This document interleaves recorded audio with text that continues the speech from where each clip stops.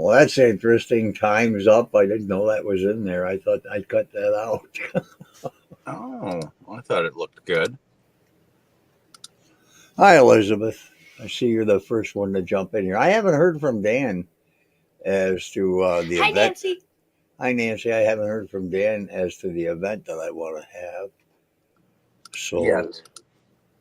let me turn my volume back up. That music was wow, jeepers, creepers. Yeah, it is loud. Okay, All right. YouTube. Here I am. YouTube. See that? I'm right there. I went right here.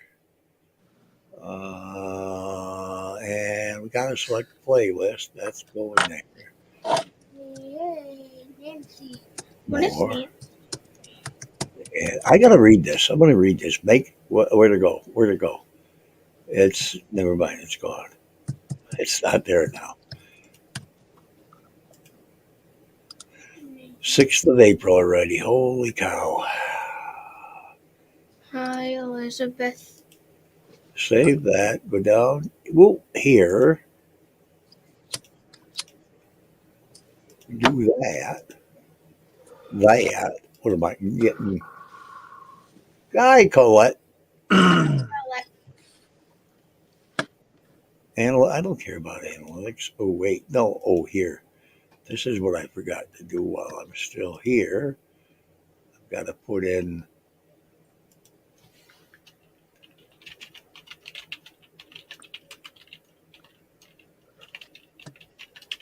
everybody outside, are they?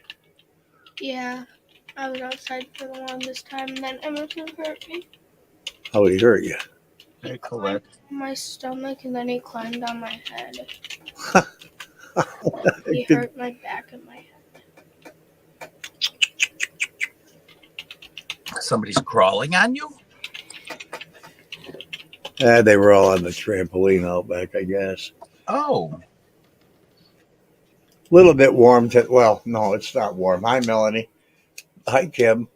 51 here, 52. I think it got up to around 50, and then tomorrow's going to be what? It's going to rain here. And then we're going to hit 70. Yep, for 2 days. Monday, Tuesday. What the hell? You got the same weather I do? I don't know why. Hi, Alfaba / Kim. / Kim. Oh, my God. Alfaba / Kim. Wait a few minutes. 51? Is it? Yeah, I thought that's. Let me look. I'm kind of. 39. Huh? Your computer says 39. Nah, that thing, that doesn't pay any. I don't even know where I am on that computer. I could be in Yugoslavia right now. I don't know. Do I have my VPN running? It says it's 48 here right now. Oh, look, I got a notification from the Dandy House. Hi, Cindy. Did I accidentally invite you or something? I probably invited myself. I just click away, you know. I just tick, tick, tick, tick, tick. Yeah. And here's the thing. Now, this is what's bothering me. Uh-oh. There's, let me get back to the Dandy House page. There is 4,000 followers on the page. Yet I only see about 1,140 or something like that. So where's that other? I don't know. It That says is weird. only the people that engage the most on your page will be seen. The rest you have to go to insights to see your other followers. Mhm. That is dumb because how can you invite somebody if you don't see them? Very true. And then, hi, Sean. And then again, when I do invite that many people, anyhow, if invite 1,000 people, I do not see new people coming into the chat ever. Oh, Hi, unless they Paul. comment, Paul. Hi, Paul. Unless they comment. Yeah, but that's what I'm saying. I don't see new people. They don't say anything. So I didn't do anything on this page for probably a year. I didn't post anything. Right. And I wonder if it's similar to YouTube that if you don't use your YouTube channel or if you don't watch it, if you don't watch a particular channel, they don't recommend it to you because who is it? AR Platinum. Yeah. We used to watch AR Platinum every day. He's got 100,000 subscribers. I watched him every day religiously. I stopped watching him for 2 weeks. I never see his videos pop up anymore. Oh. That's the way YouTube algorithm works. It's tired and drum. If you don't go there, they won't tell you, even though you watched them for 4 or 5 years every day. Oh, brother. Just the way they do things. That's how they make their money, and then they charge you, and make everybody watch ridiculous commercials. Sometimes, not sometimes, every time. You want to do it because I want to You hear it. Because I have no idea what you're going to say. uh you have no idea what I'm gonna say. Yeah, because I don't know what I wrote. Well, you want to bring us into it, and then I'll start tonight. Your turn. Yeah, Link is going to read something. Oh my God. He's going to read a re-edited of an edit that was edited before I edited the last time. That still has to be edited again. The prologue to the book. And it's really strange because generally a prologue will tell you this and that about what the book's going to be. But I slipped in. I'm segueing into what the first chapter is going to be in the prologue. And I will explain that when I edit the prologue at the end and edit the first chapter once again. Don't listen to me. Just listen to Link because I have no idea what I'm talking about. But this is the beginning of my new book, due out August 17th. My Book first two. book, book two of the house. My first book is being re-released on April 14th on Kindle, paperback, and hard copy. Excellent. Now you can go get a big book and you can smack Junior in the back of the head for me. Or anybody else that I And as big as that book is, it should probably weigh about 3 to 3.5 pounds. pounds. Yeah. So I'll Yes. make one concrete version and send it to you especially. I Just to love smack Junior. bricks. I have a brick on my fireplace. Yes. And somebody told me I should sell it. Okay. Yeah, you ought to see what that. Put it on eBay for the heck of it. Well, if I'm gonna, it's gonna be way overpriced for anyone that, I that mean, can pay. you can still buy little pieces of sheets that the Beatles slept on Oh wow. in a hotel. I saw a couple on eBay. They're still selling for $1,000. Why Wow. not take a bunch of blades of grass out of the yard and say, "This is from the Hinsdale house. Yeah. Grow your There own you go. haunted lawn."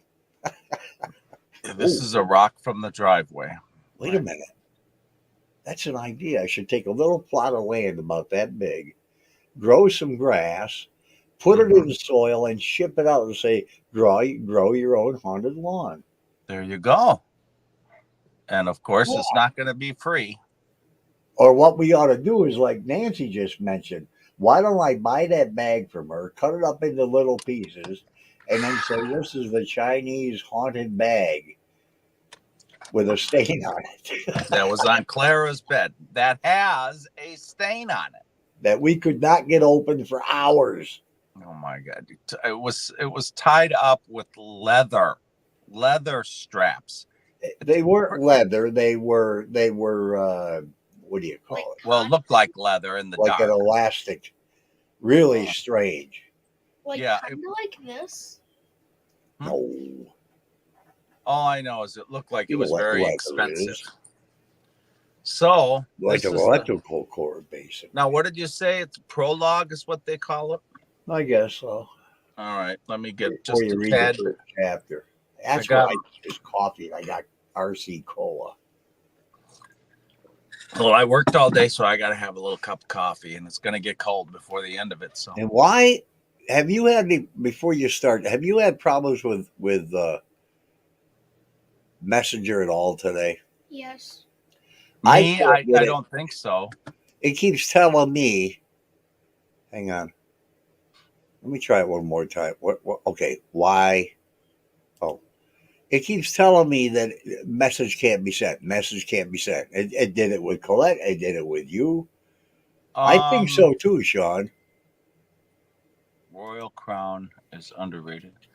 The other day I was trying to send you messages, and it said message wouldn't send or something. The other day. It's been happening to me all day, and I'm just checking right now. I want to just. Okay, that one's sent. Okay, all right. You can go. Okay. So this is like 35 pages. It is not. So you guys Jesus. are gonna have to sit back and listen to my horrible voice for quite a while. This might take 30 minutes I or probably shouldn't do this. what? It won't take 30 minutes. I should do that. No, I'm gonna back up if that's the case. No, I'll take you out if I know how. Uh-oh. There you go. I'm gonna give you the evil eye. I could put a background up so they don't have to watch you read if that's what you want to do. No, that's all right. I don't care if they see my ugly mug. Okay. If you guys, unless you want me to put up a picture of Yasko, so you have something to laugh at. Okay. They'll be laughing the whole time you're reading. They won't hear you. I know. Then they won't pay attention. All right. So this is the second book two. Kind of a rough draft. I've got some mistakes and things I have to work through when I'm reading that you hopefully won't realize that I'm fixing as I say it. So Did you get okay. Jonathan's link? Yeah. Well, then there shouldn't be anything wrong with it. He's Yeah. a school teacher. There's yellows and yeah, and it's not fixed. It's suggested fixes. Oh, Okay. So this is an extension to the story of my involvement with the haunted Hinsdale house, written in my first book, You Know They're Here, published by Virtual Bookworm in August of 2009. Originally, I began writing that first book for myself and hadn't even thought of publishing until I sent Clara a copy, or sent a copy to Clara. Clara and her family lived in the house at the time of my involvement and basic introduction with the paranormal activity that she and her family witnessed over a period of 5 years. Of course, after Clara read my story, she suggested that I send it to her publisher for review. I did so about 2 weeks later, and in a matter of days, I was contacted by the publisher and was informed that it would be accepted for publication if I was prepared to move forward. To say the least, I was excited, but very apprehensive because it was up to me to edit the book. A professional editor wasn't in my budget. This was all new to me, and honestly, writing is still more challenging, even though I published 3 books since the first. Even though English was my favorite and best subject in school, it had been far too many years for me to recognize or remember every fragment, correct punctuation, and the various other parts of speech needed to understand in correcting my grammatical errors. I did the best I could, and although there were tons of grammatical errors, readers enjoyed what I had written. I'm not a professional writer. I'm a storyteller, and I'll offer you my story to the best of my ability. You Know They're Here would have been a massively thick book. The actual finished story was 1077 pages, 1077 pages, but I whittled it down to 532 pages prior to publishing and left out many details that I felt should not have been removed from the story. Some readers were finicky and complained about the personal parts of my life that I had added to the story. Others, on the other hand, enjoyed reading what was happening in my life as well as stories of the surrounding area, while the Dandy family struggled with day-to-day life in a haunted house. You can't please everyone. You can only hope your writings will be read with enjoyment. Enough about previous works. You Know They're Here, A New Understanding, was written with two thoughts in mind. First, to give you my insight to my experiences after being absent for 25 years. These new experiences have been with friend who I've gone to the house with hundreds of times. You couldn't have added an S to friends that I I'm missed. sorry. Um, Second, and perhaps the most importantly, that even to this skeptic, there are indeed energies around us that cannot easily be explained. Now I know there is absolutely no scientific evidence whatsoever to prove ghosts exist. Even without that scientific proof, there is something around us that simply cannot be explained by logic. Something I've come to realize when writing this is that you can rewrite something many times and not be entirely satisfied. One can spread a great deal of time narrating a story in hopes of getting something as clear as the nose on one's face and still leave the reader with questions. In many cases, I believe an author does this purposely to offer the reader their own personal opinion or conclusion to an aspect of a story. I hope to make this entire story of the haunted Hinsdale house, the Dandy house, and the Dandy's family story as accurate as possible.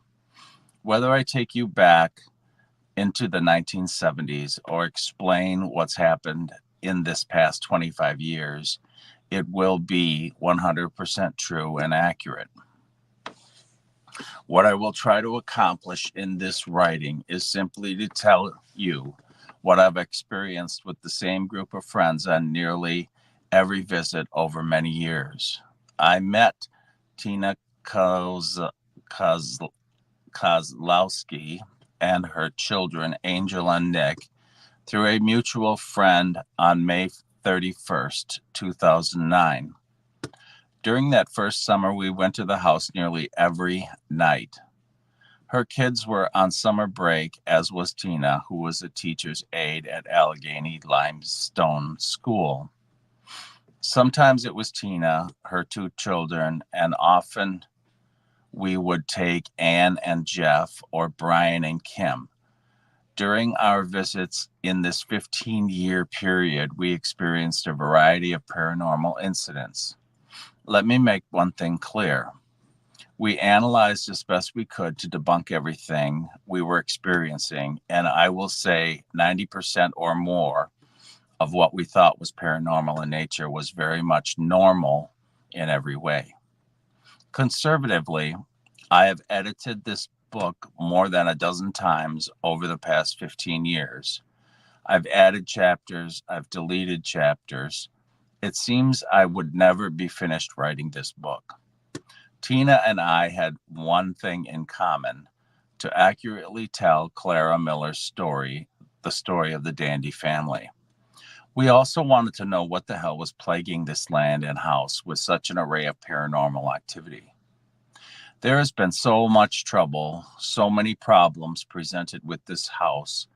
It's almost impossible to know what I should be writing about. My first book about the house was originally 1,077 pages. It took me 3 months, 1 week, and about 5 hours to write, edit, and ultimately finish the writing. This book has been the worst case of writing cancer anyone would ever endure. I must apologize, but the first couple of chapters are probably going to have many of you pulling your hair out of other parts of your bodies once you've gone Kojak. Not everything which seems to be paranormal is paranormal. Now, please let me back up 10 years to when I returned to Olean in 1999. For that 10-year period between 1999 and 2009, I visited Mr. and Mrs. Misnick, whom I initially met the very day I returned to Olean. Oddly, that day was August 17th, which was the very day I met the Dandy family in 1973. I've thought about that odd coincidence over the years many times. There was something else I pondered when thinking of this. Did all of the surrounding energies of the Dandy house destine me to arrive in Olean on August 17th? I digress. We spent an extra night in Kansas due to tornado warnings. We also had a mechanical breakdown that delayed us an additional day, as well as other detours off our planned route. When I personally mull this over, I find it absurd. I don't believe the afterlife has any control over the weather or car failures, but we would have arrived 2 days, if not sooner, than we had if not for those delaying incidents. Some of you are probably asking yourself, what is he talking about? Jeez, like I don't every day. As you read on with all hopefully understand, as you read on, you will all hopefully understand my outside the box speculation, regardless what you would generally believe. For the next 10 years, between August of 1999 and April of 2009, I would visit with Flo and Joe Misnick at least 3 times per week. Flo and Joe were a retired couple who moved into the house in 1986. They were privy to the paranormal activity the Dandy family experienced from 1970 to 1975. But it had no negative effect on either of them. They both fell in love with the house as well as the location. And Flo made it very clear to any residual energy that may have been lying in waiting for any new residents. Upon moving in, Flo stood in the center of the kitchen and announced to any spirits that might have been at the ready to disturb their daily routine. In quotes, "You can stay here if you want to, but I'm not leaving." Both Flo and Joe share with me the odd things that they had experienced, but those experiences were unlike what had driven the former residents from the home. Both had said it didn't bother or scare them. What did bother them was the constant flow of curious ghost hunters who drove up their gravel road at all hours of the day and night, day and evening. The very same disturbances the Dandy family dealt with the entire time they lived on McMahon Road. Most often, when I drove to the house, I would announce to the Misnicks that I was there and would generally walk the property and take hundreds of pictures. Flo would often come out to join me in the backyard and ask what the Dandies or I experienced in the 70s. Flo, Joe, and I became very close as time passed. Oddly, I never asked permission to go inside the house in all the years I drove to visit them. In our 10th year of friendship, something had happened, something so out of the context of friendship we had built. Our friendship soured. I was threatened by Flo and was no longer welcome to step foot on their property. That hurt deeply, and it took me nearly 4 months to understand why I had been banished from their property. It wasn't anything I'd done or said. I was sure of it. I was always cordial, and our talks in the backyard were light and cheerful, with all of us laughing much of the time. We talked about family and friends, and Joe would often speak of the bear that always tore at the side of the house to get the honeycomb where the bees had constructed a hive. It was a rare occasion when we would talk of paranormal activity, and when we did, it was a short discussion. The old couple meant a lot to me, and I was beside myself with confusion. I was even a bit angry. I called several times, and Flo was very firm in telling me not to visit again. She just wouldn't give me a reason as to why I wasn't welcome. They were both aware that I was going to write a story of my experiences during the time of the Dandy family lived in the house. The very last time I called and talked to Flo on the phone was the time she threatened me and made her stance very clear. She told me if I was still planning to write a story about her house, she would sue me. I was baffled at what she'd said, but then again, perhaps neither of them was prepared for even more unwelcomed people who would undoubtedly drive to the house once my planned book was published. They were well aware of all the unwelcomed visitors that the Dandies had. Since Flo wouldn't explain the exact reason why I was suddenly banned from visiting them or their property, I thought it might be a good idea to talk to Michael Rambacher, who had been organizing tours of the property.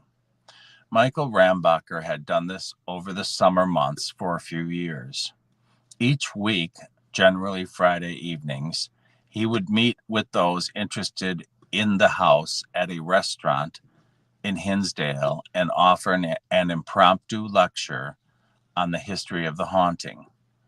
The guests would then carpool to the house where Mr. Rambacher would offer more information and give a tour of the grounds in the house. Flo and Joe were very gracious, and Flo would make homemade cookies to offer to the groups of people who wanted to know more about the paranormal activity, as well as listen to Rambacher continue telling what he thinks he knew about the Dandy family's haunt. Rambacher was a self-proclaimed healer and medium as well as a demonologist.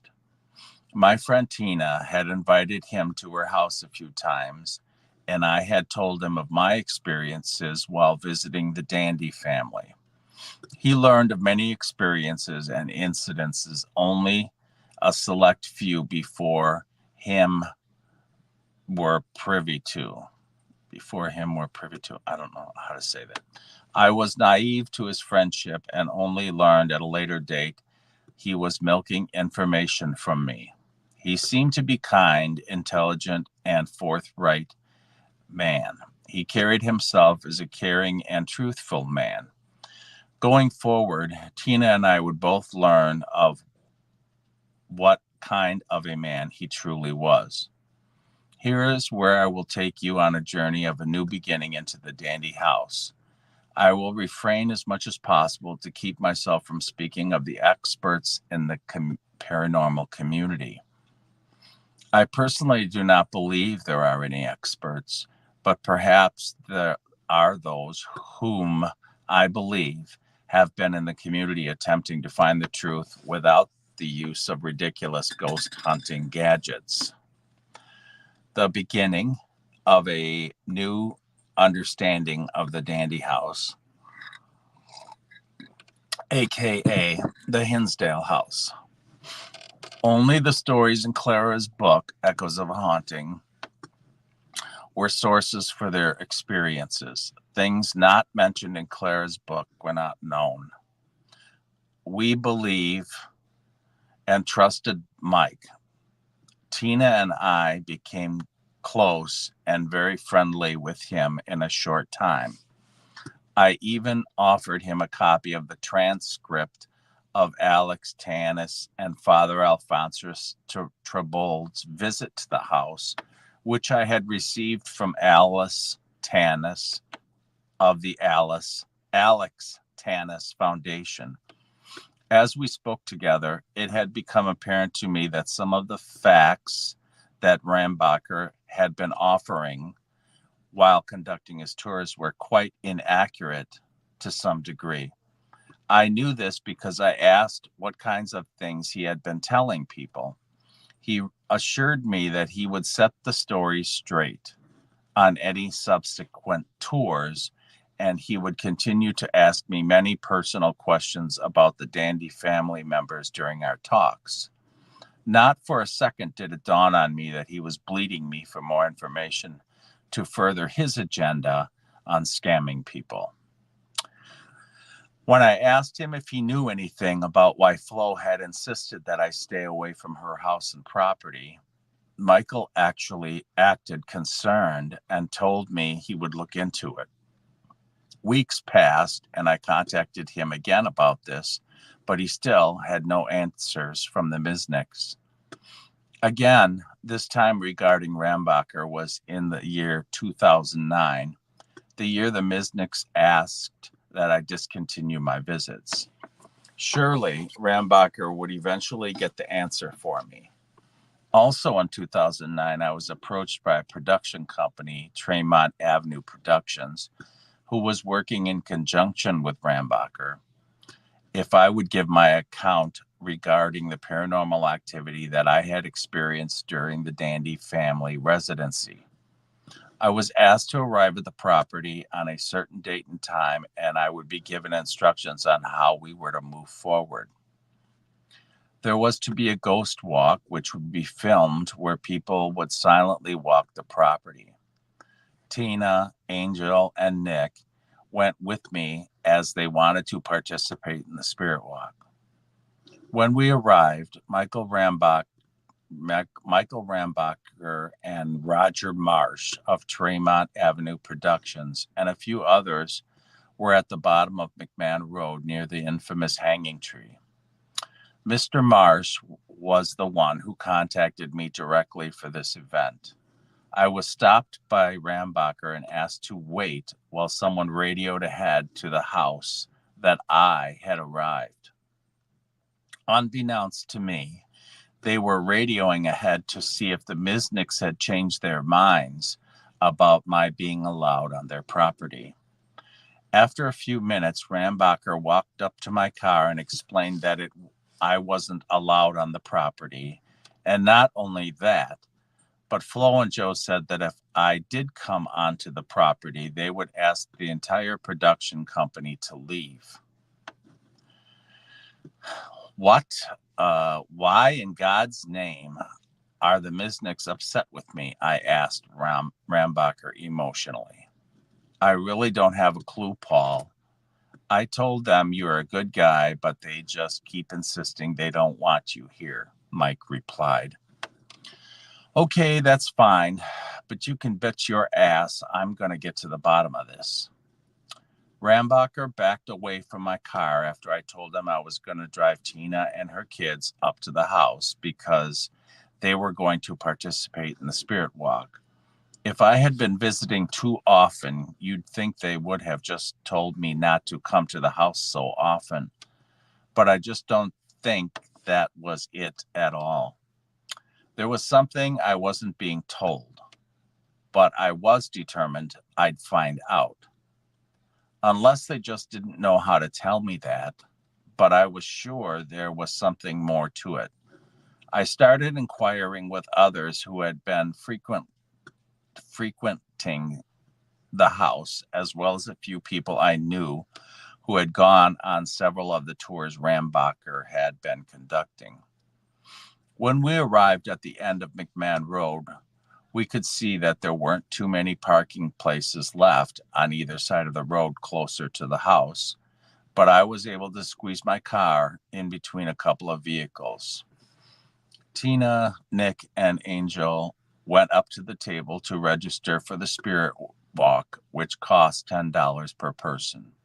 Hang on, Tina, I said, walking up to the table. Screw this. I'm going to pay and go on the walk too. Good for you. Maybe they won't see you. There's a lot of property to walk, and there are a lot of people ahead of us, Tina said. Honestly, I don't care if they do at this point.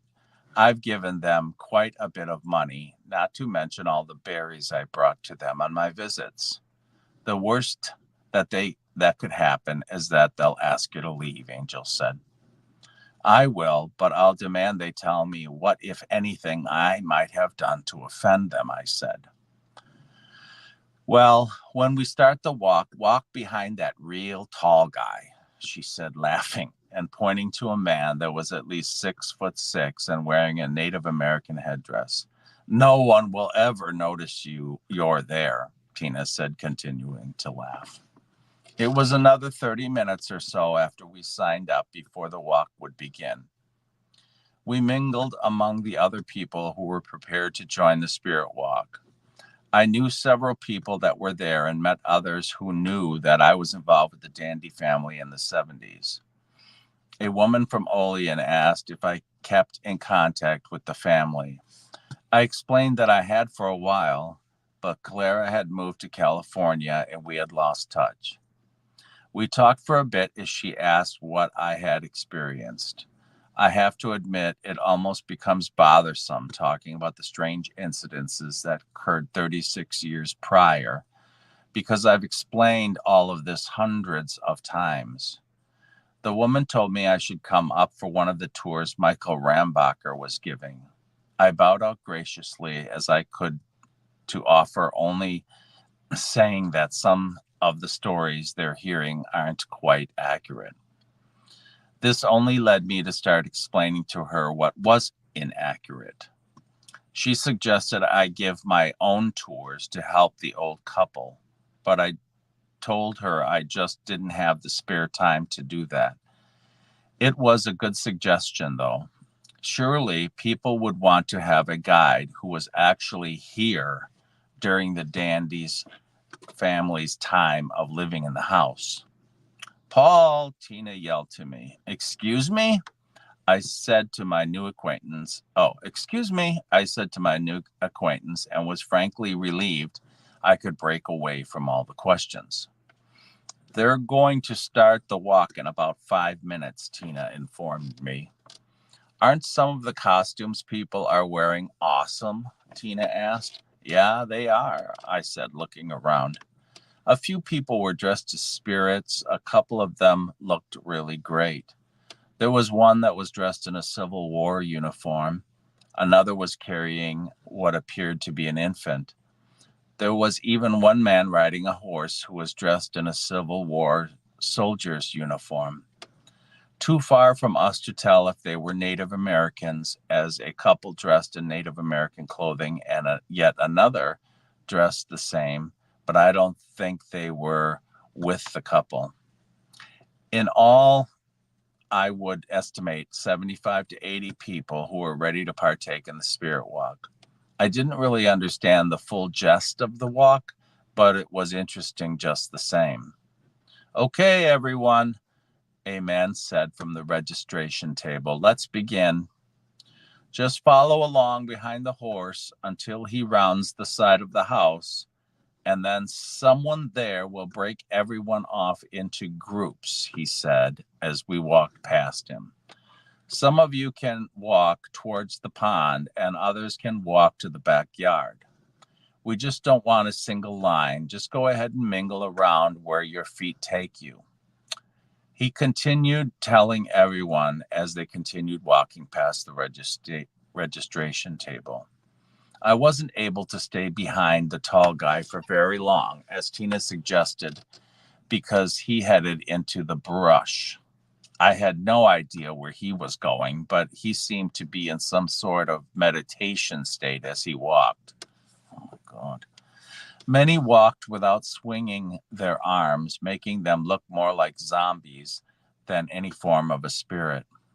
Tina, Angel, and Nick and I headed out to walk around the pond. Well, you couldn't actually walk around the entire pond, but you were able to go about halfway around before the brush became too thick to continue. So many memories were continuing to remind me of the time I met the Dandy family. My first night visiting with Debbie and Phil, leading me around the pond where I mentioned the dizzy bitch, the fogmen walking from the upper ridge behind the house toward and around the pond, which totally puzzled Tim C. and me. The one memory flooding back was that dreaded, sad feeling I experienced when walking from one end of the yard to the opposite end. It was the it was as the feeling was a solid thing, something you could almost hold and feel. Those sorts of feelings have been felt by so many I've talked to over the past 20 years. These memories and others were bittersweet. I found myself missing the Dandy family members. As we walked, I continued to look toward the house and watching everyone else who was involved in this spirit walk. Several others were coming back from the side of the pond as we approached. No one was talking. It was sort of eerie because all you could hear were people's footsteps as they passed you and an occasional distant snort from the horse that was in the backyard. It was a pleasant day of full sunshine, full memories. You could see fish coming up to the surface of the water along the edges of the pond as we approached the turn in the walkway toward the back of the pond. I was remembering the night Phil Dandy took me on a tour of the property. This is about the exact spot that Phil turned around to tell me that he didn't ask to see the goddamn woman. I said to Tina. I had asked him if it was out here that he saw the dizzy bitch. That's the woman that danced around the pond? Tina asked. Yep, and he was really mad when I asked him that. A twinge came over me. What are you talking about? Angel asked. The ghost that Phil saw dancing in circles around the pond, Tina told Angel. Did you ever see her dancing around the pond, Paul? Nick asked. Nope. The only ghosts I ever saw were at the side window of the living room, I said as I turned toward the house and pointed. And in Laura's bedroom window when Father Al and I came back to the house Labor Day night, I thought it was Clara waving at me. But seconds later, Clara walked around the side of the house with Phil.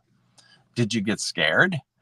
Not when I saw the one looking out from Laura's room because I thought it was either Clara or Beth. When Clara came around the corner of the house, I got chills. I sure felt worried about the one in the living room window, I said, looking again to the house. She was looking directly at me.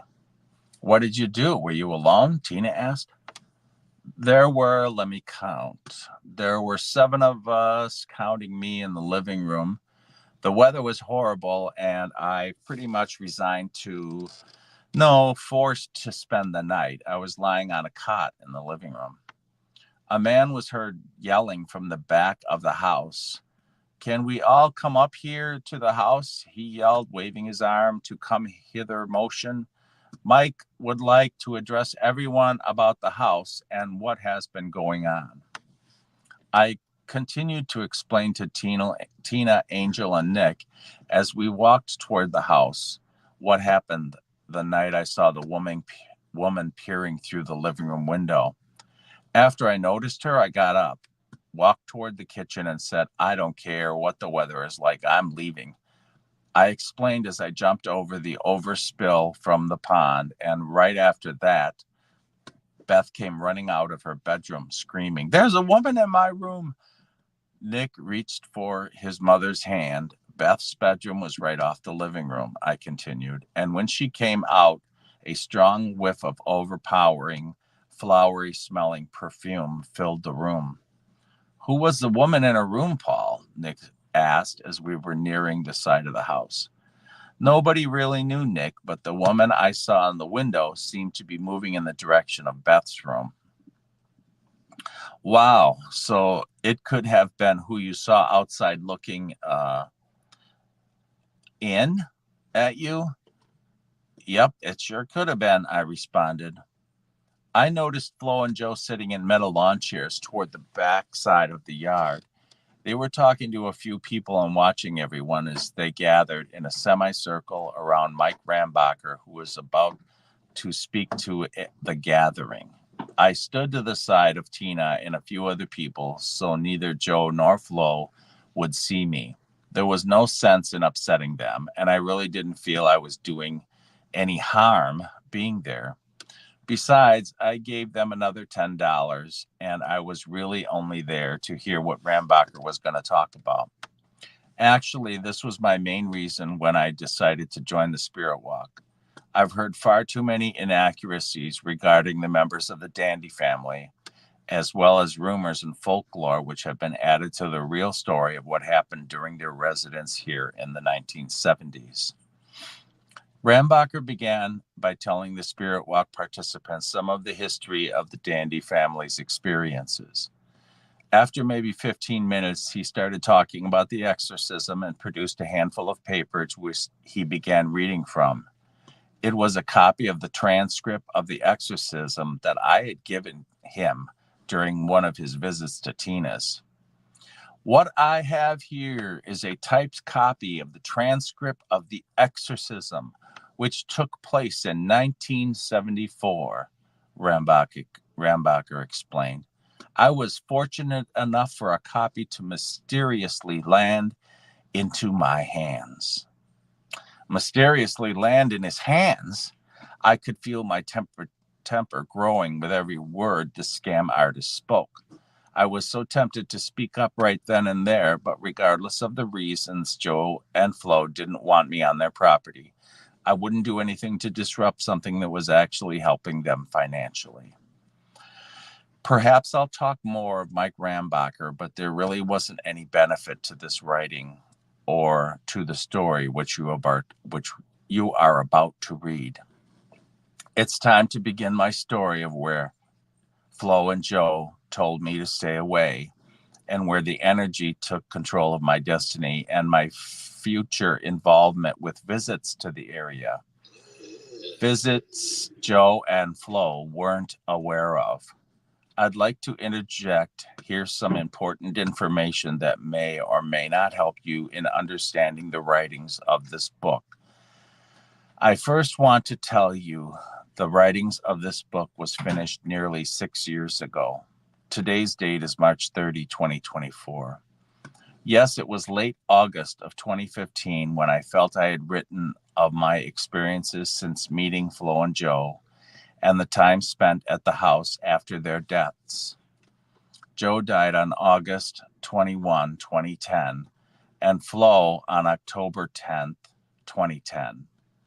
Due to the paranormal activity on their property, many offered opinions that their deaths were so close together due to that activity. At the very least, I can only shake my head and say nonsense. Flo and Joe were elderly, and I'm sure it was their time to move on to a better place. Flo passing so soon after Joe happens quite often with elderly couples who have spent many years together. Let's hope they're sharing a bowl of blueberries or strawberries.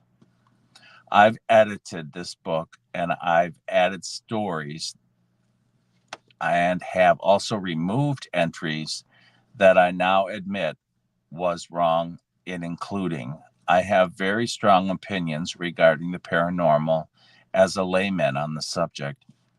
I have also read countless publications regarding the field and what may of the so-called experts give us as, for a lack of a better term, gospel on the subject. End.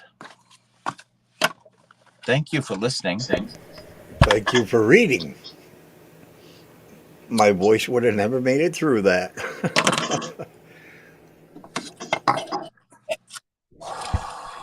Now, what did I miss with all the chitter chatter here?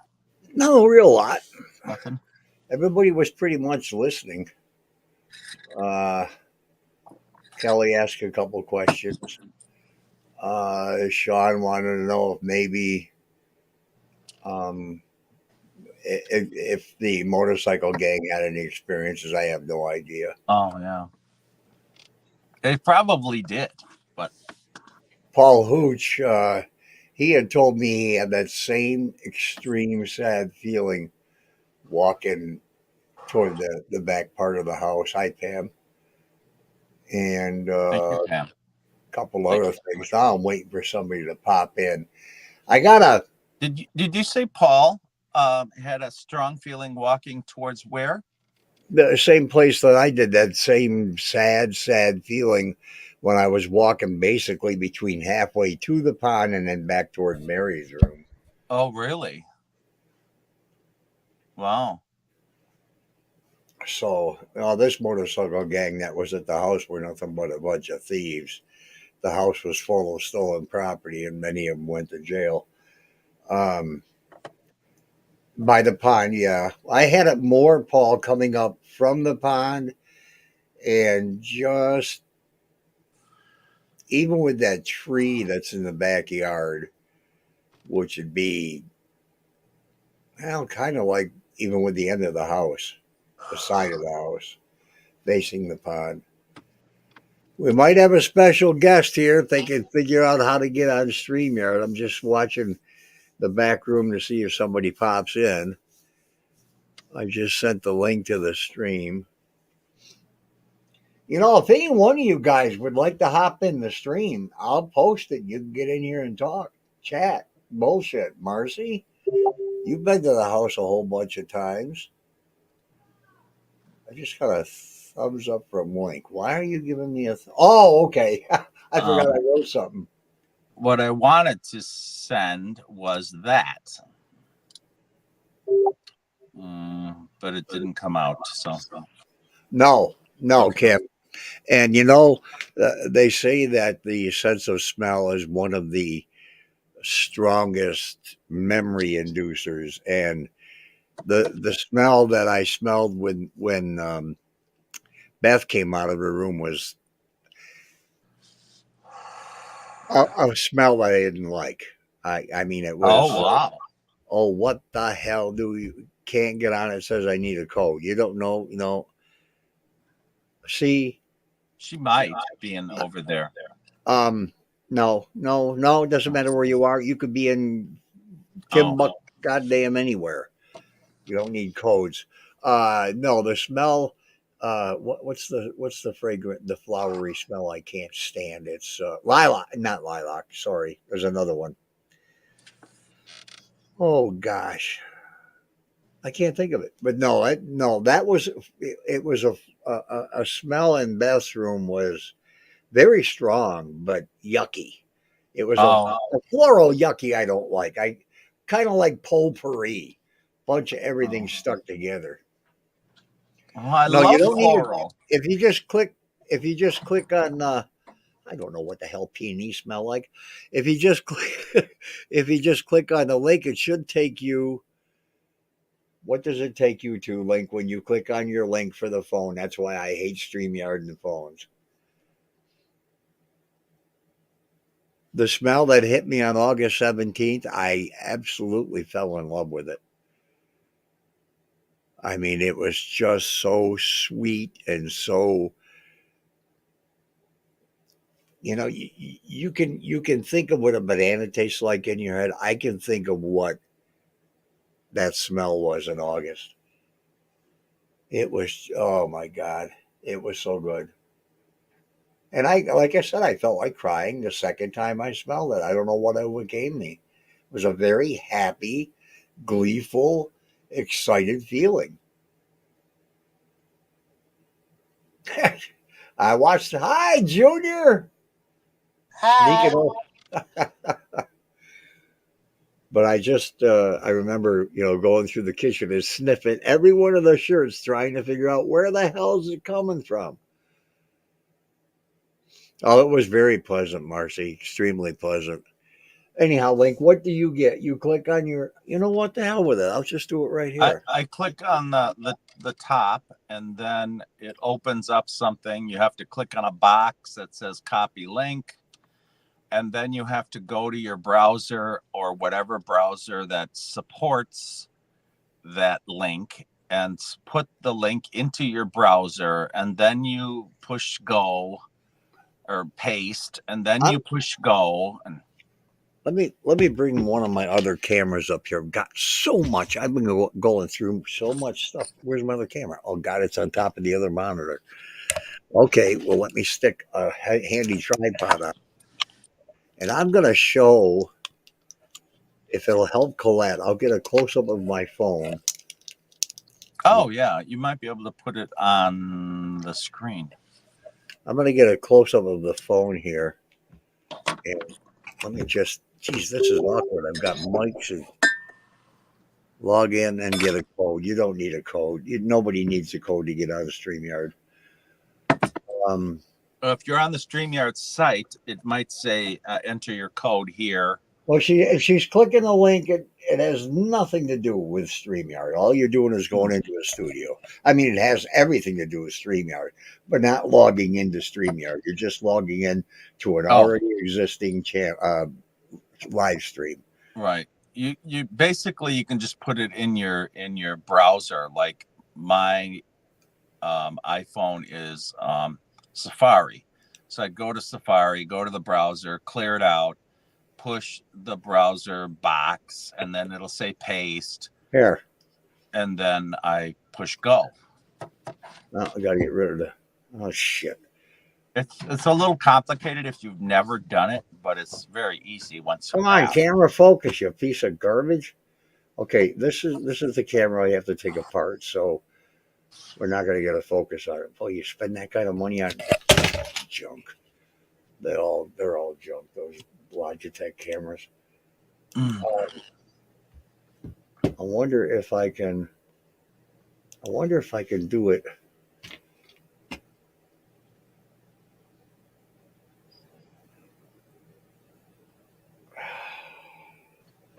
Still You're just clicking the link, Colette. Is all you're doing is clicking the link?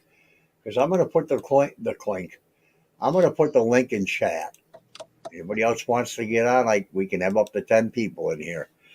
I'm going to put the link in chat. Click on that link and see if you can do it. Let's see, what is this going to do for me? If you click on the blue letters, your stuff will open up slowly. Entering the studio. Up to 10 people can be on the stage. Mine's still loading because I have slow internet. Now, on mine, it says I need Chrome, Firefox, or Opera. If I'm not going to use StreamYard. Wait a minute. Are you on your phone? Are you doing this right now on your phone? No, I'm on the computer. Well, don't bother. She's on her phone. Don't even bother explaining nothing on the computer. She's trying to get it on her phone. But Apple. She's here. She's here. Apple doesn't.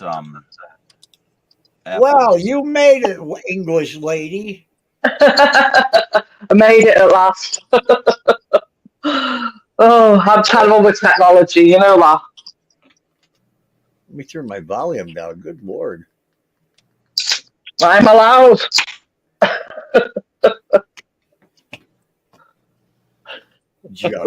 What the heck's that supposed to mean, Marcy?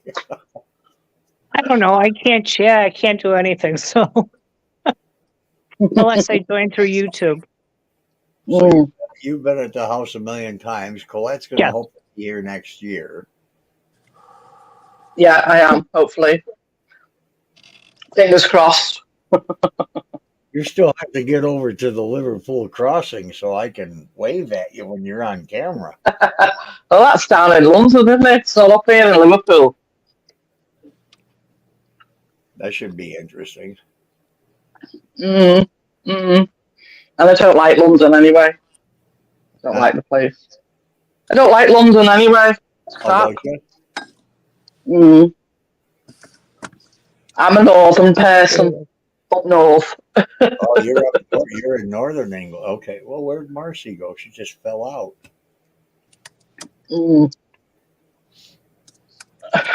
I don't know. Oh. You smoking a fag? Yeah, I am smoking a ciggy.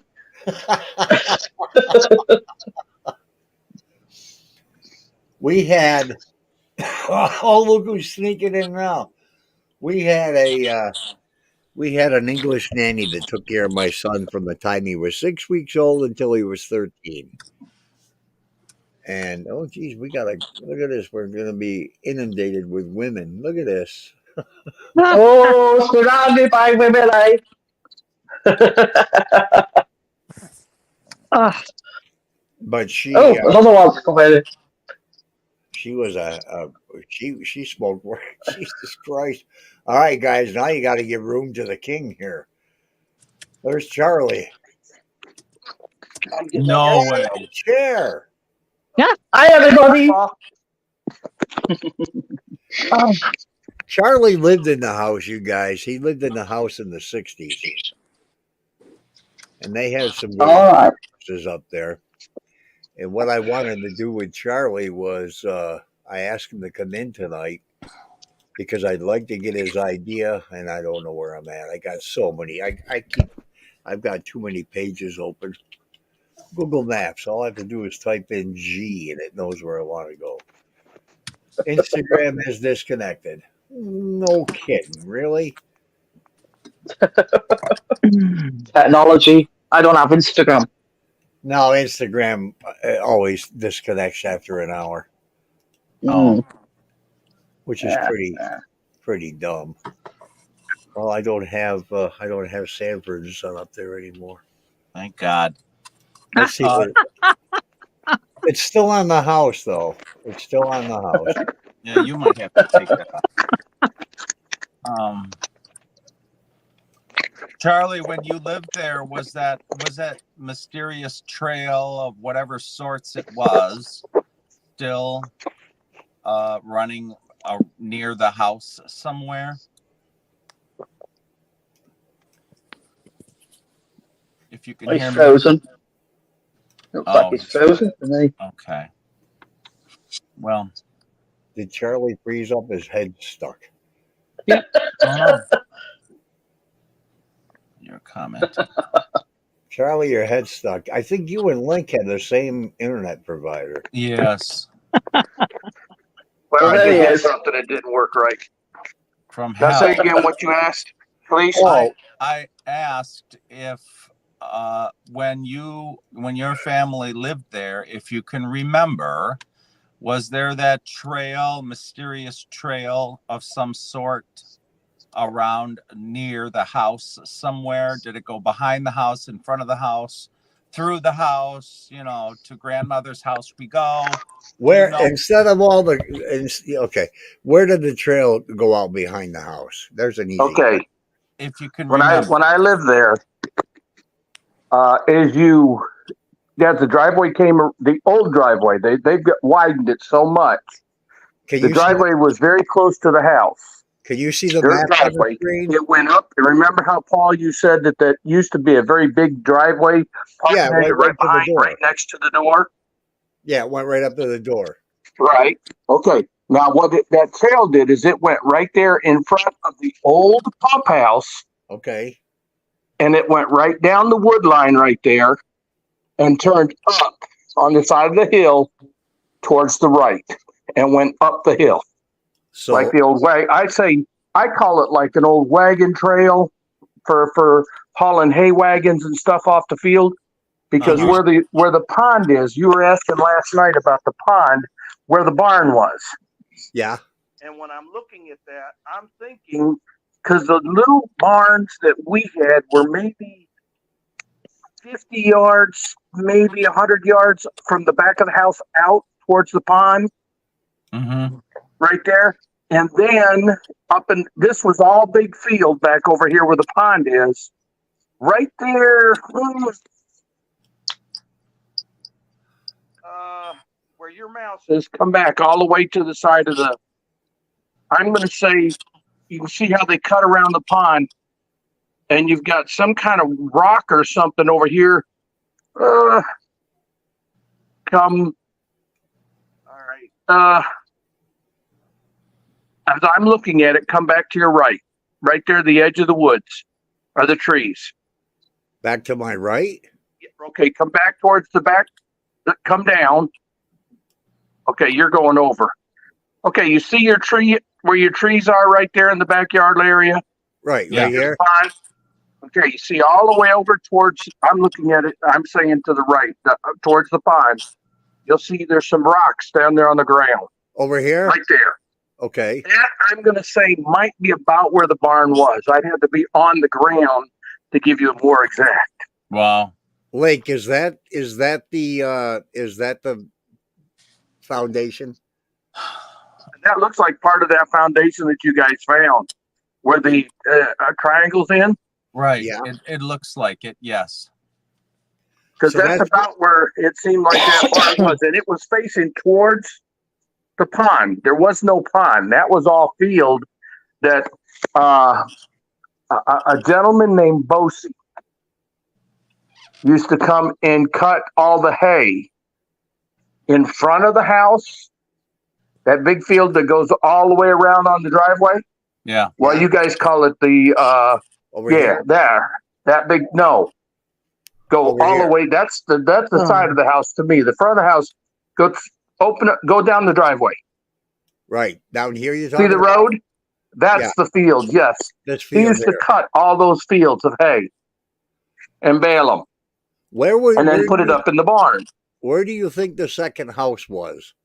I mean, the second well. There was another Okay, well. it's where I think the second well would be as you come out the back door, the kitchen door to the back in the driveway. Okay, right here. Lay straight close to the house, stay there. You would go, okay, I'm going to say I'm stepping out of the house.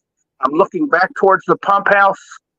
I would Okay, be back looking towards the right, towards the driveway, and draw a straight line out towards those woods, cross that big field right there. Over here. Yep.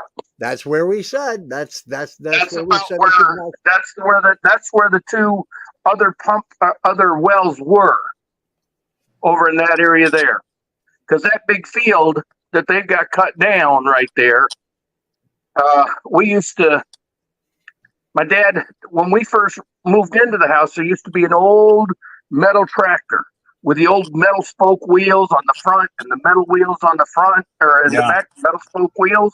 Is that what that is? That the tractor that Sonny took up the hill and was kind of Yes, right up down the tree. Yes, because Dad said, asked somebody. I guess whoever we were renting it from. I don't know that part, but he asked him if he got it working, could he use it on the property to cut and set up some gardens over there, because right there in that field, like I told you, that straight line. That was where we planted like potatoes and corn, peas in that area there. Yeah. And about where, if you go back and you're looking at the driveway there, coming in. Yeah. See how wide they've got that? Oh, yeah. If you cut that thing in half, it was closer to that tree. That's all that used to be part of that field. And that's where we had most of our garden. Yeah, because this was really narrow. It was about straight down, even with this. Mm-hmm. And it would come right straight around. Because that was all field and bushes, and Dad would cut it sometimes. Dad would leave it alone sometimes. I'm right here, right straight back, even with the house area right there. It'd be like where your mouse is, come back towards the house area. That was more like where we would keep it cut. I'm going to take you to another place for a minute and see if you remember anything over here. All the way down the road, all the way down to the beginning of McMahon.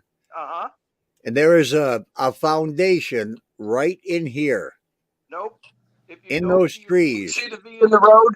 The two roads? Yeah. You see that big hunk of trees right there? Right here? Between the two V's. Between the Y.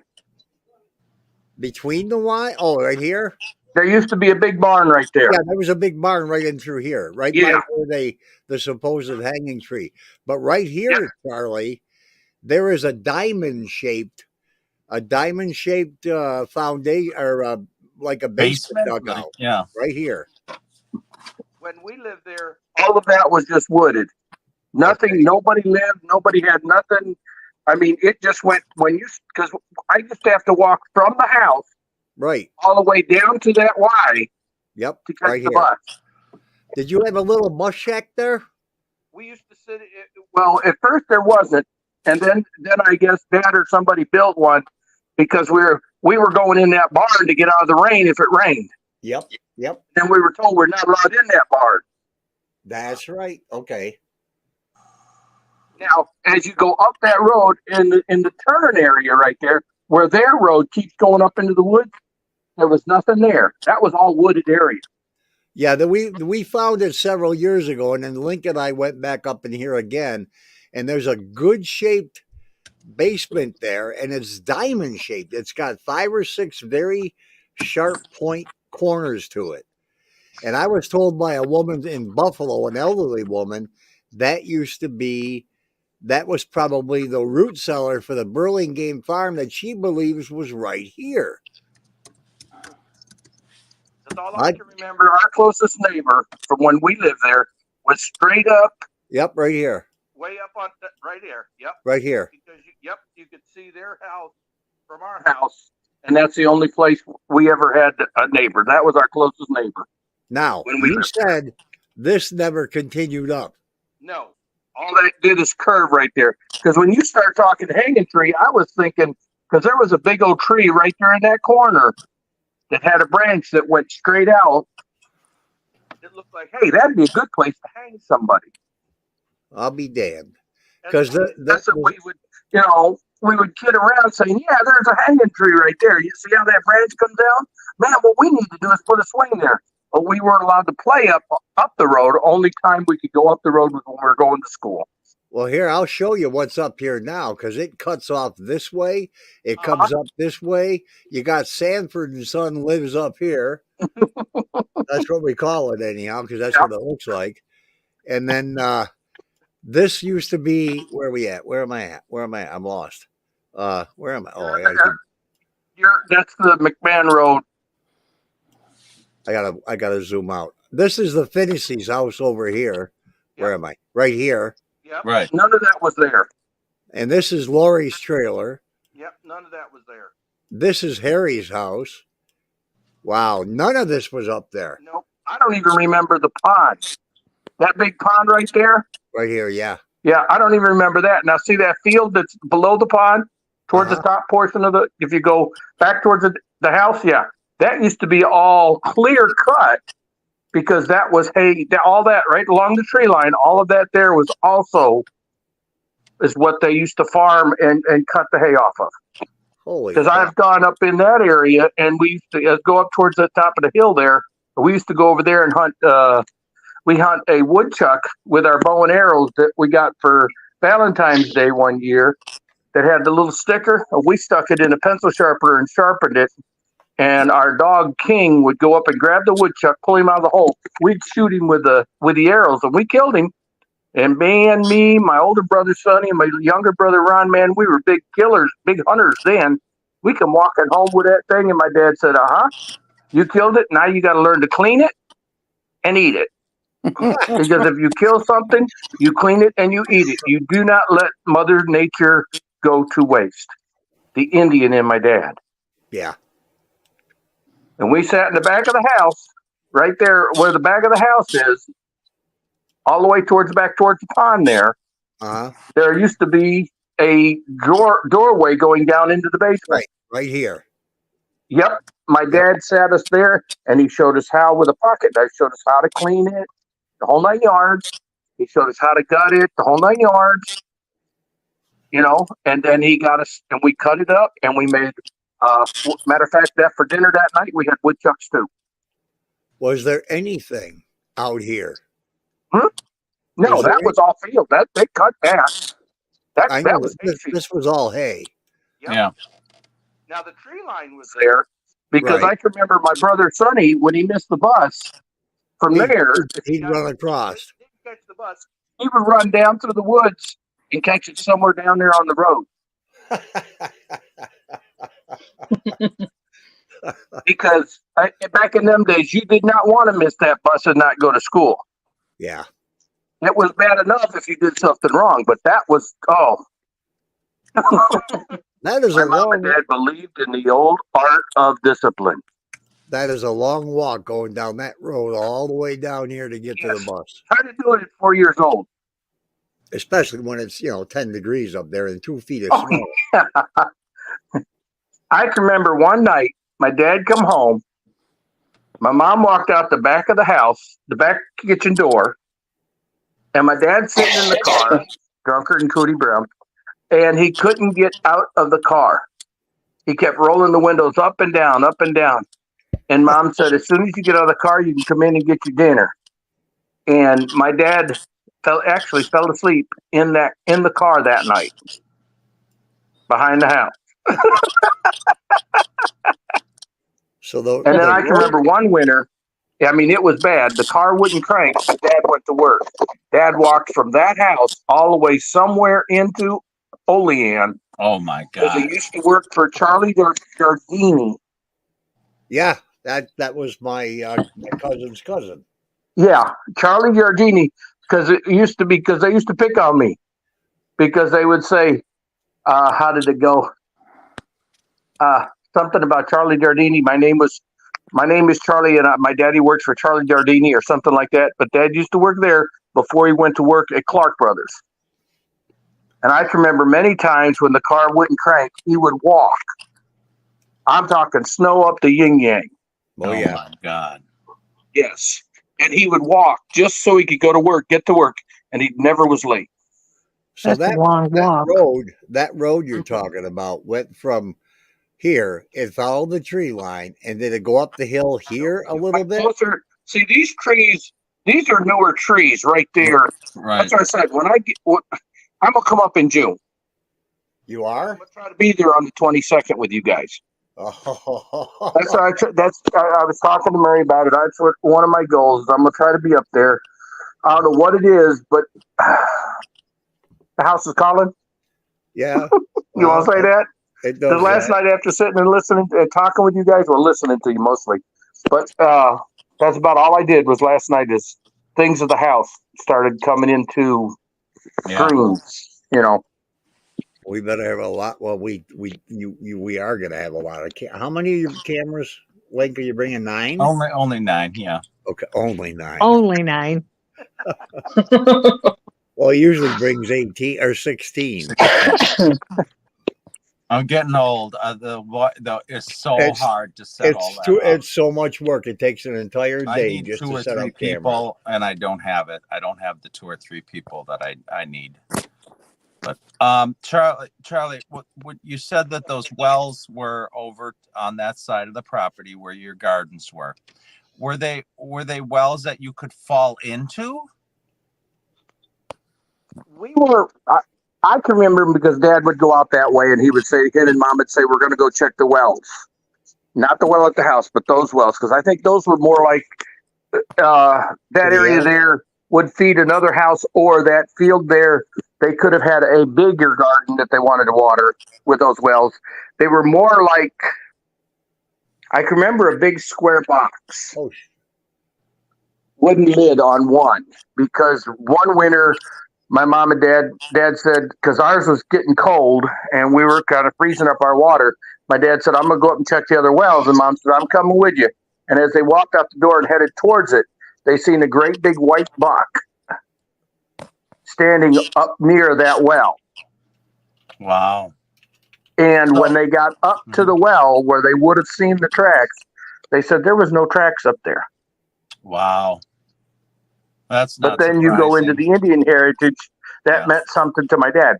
A lot of times he didn't say. I wish I would have gotten more involved with the Dandy House back when my mom was alive, to where I could sit down and talk to her about it, because she probably could tell some stuff. Right. Yeah. So because a lot of times she would say, Fran, we need to call the pastor so-and-so in, and we need to bless the house again.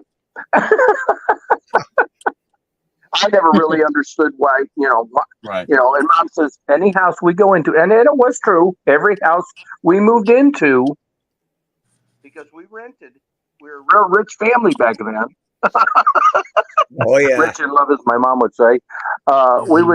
Mom would have the priest come in and bless the house. No matter what it has. I think that house we blessed it 2 or 3 times that I can remember. Wow. And never understood why. Mom would just say, well, I just feel we need to bless the house. So Yeah. so there was no barn where that pond is when you lived there. Not in the Not in the pond. It would have been up towards the edge of the pond there. Right. Up this where way? we saw the foundation. Right. No, back towards the that. little Yeah, one? back towards that Yeah. way. Because Just that was all field. Just the little barn that you had right Oh here? no, this was a big hay barn. The great big hay barns. Okay, point me to it. Where was it at? This way? Nope. Back towards it. A little bit more, around in that area right there. Yeah. So there was a big hay barn here. Yes. Right. A great Holy big hay barn. shit. Then How tall? they've only uncovered a little piece of that. Right. And that could have been where they had where the foundation still was there. I don't know what all been dozed and moved and all that up there, because it's a lot different when I go up there now, looking at the pond and all that. And everything's grown up. Everything grows up so fast. It looks a lot the same, but it looks different. You know how they say that? Yeah.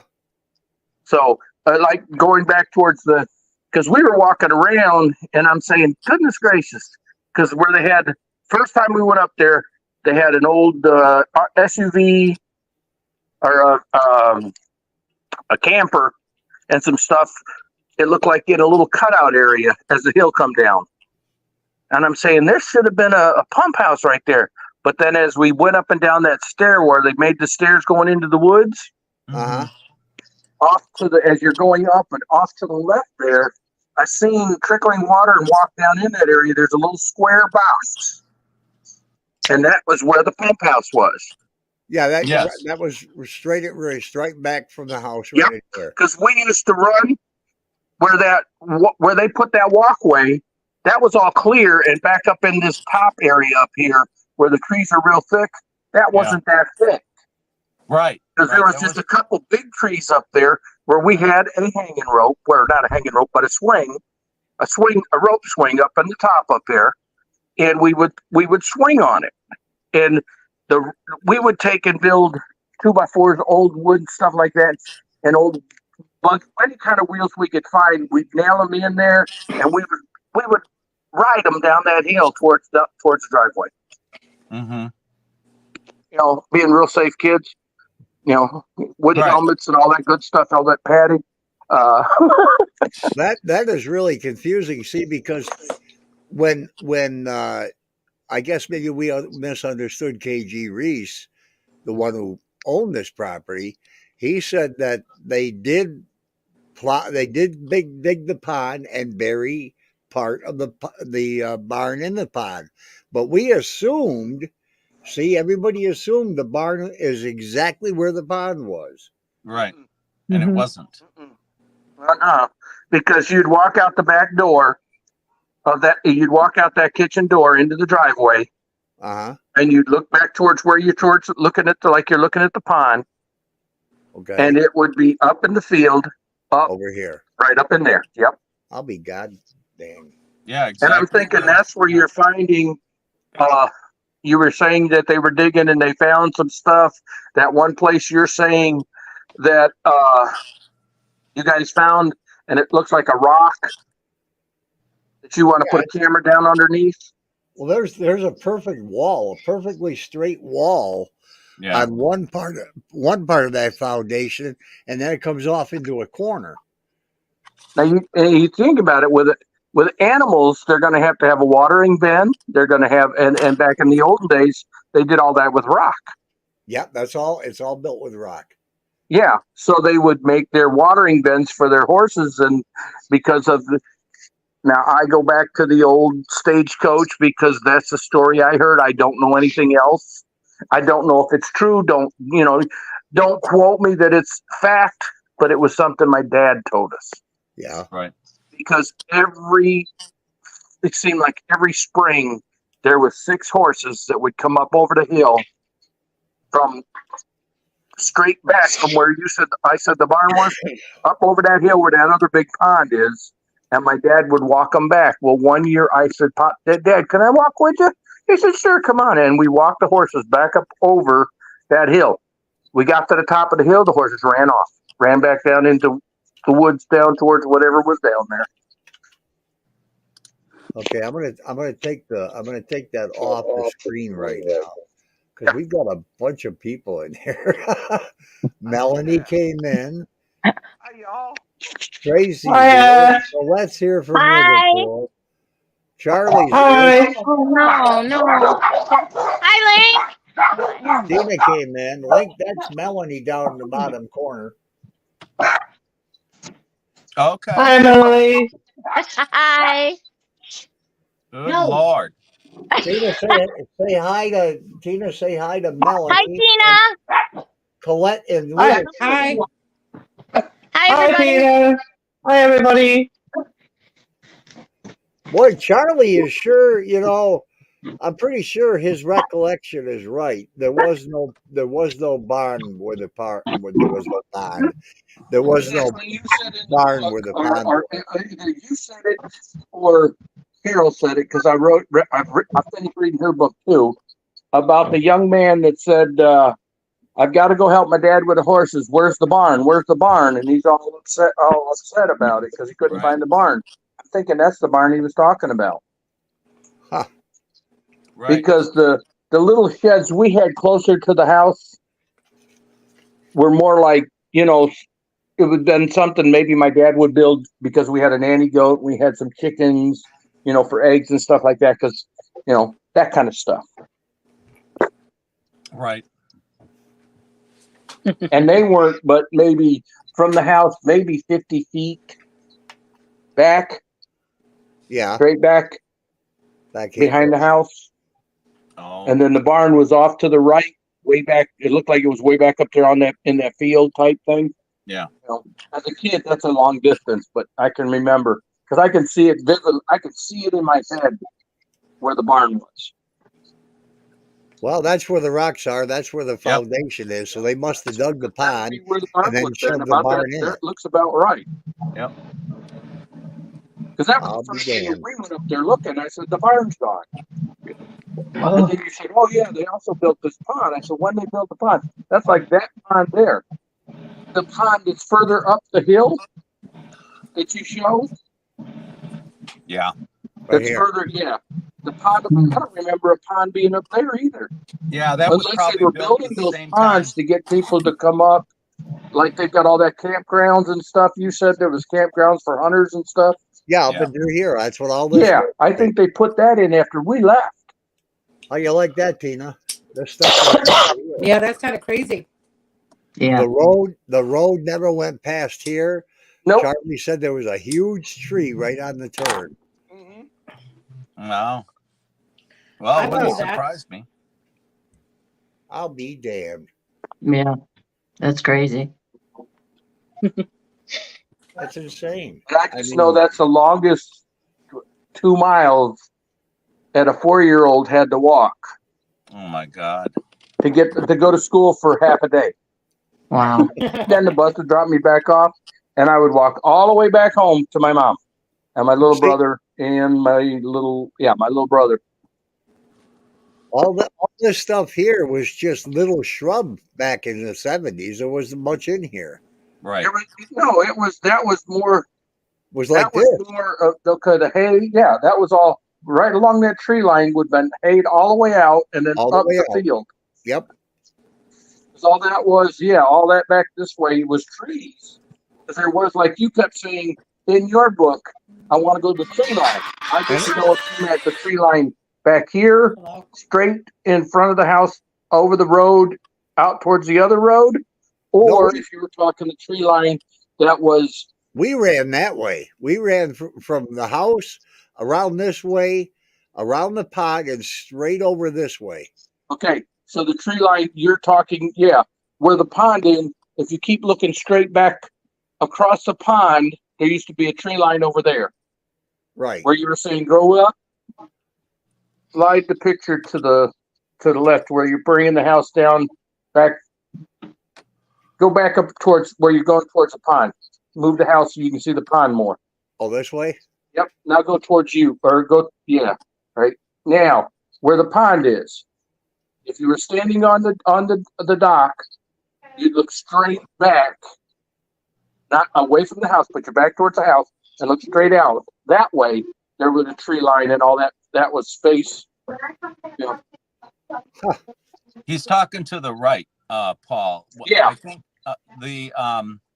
when on Labor Day you were talking about, I'm going to go to the tree line. I don't care what anyone says, blah, blah, blah.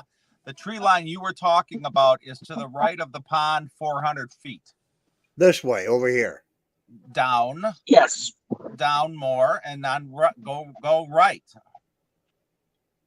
Yeah, Okay, right you see there. how the trees are all heavy, thick right there? Yeah, Yep. right here. Is that the tree line you were talking? No, over here by Wagner Hill, all the way up here. Okay, over that way. Run there. All right. Right I didn't here. know which way you were talking tree line, and that's I what didn't I was Over this looking for. area. Okay. This shit here wasn't here. All Right. of this. Right. This was very much like this, but like this shrubby stuff here. That's what this looked like over here. Mhm. But all the way towards. Let me see. All right, about see this. If you're looking at the picture, you see where you're come all the way to the bottom corner. If you're looking from the pond, looking straight down.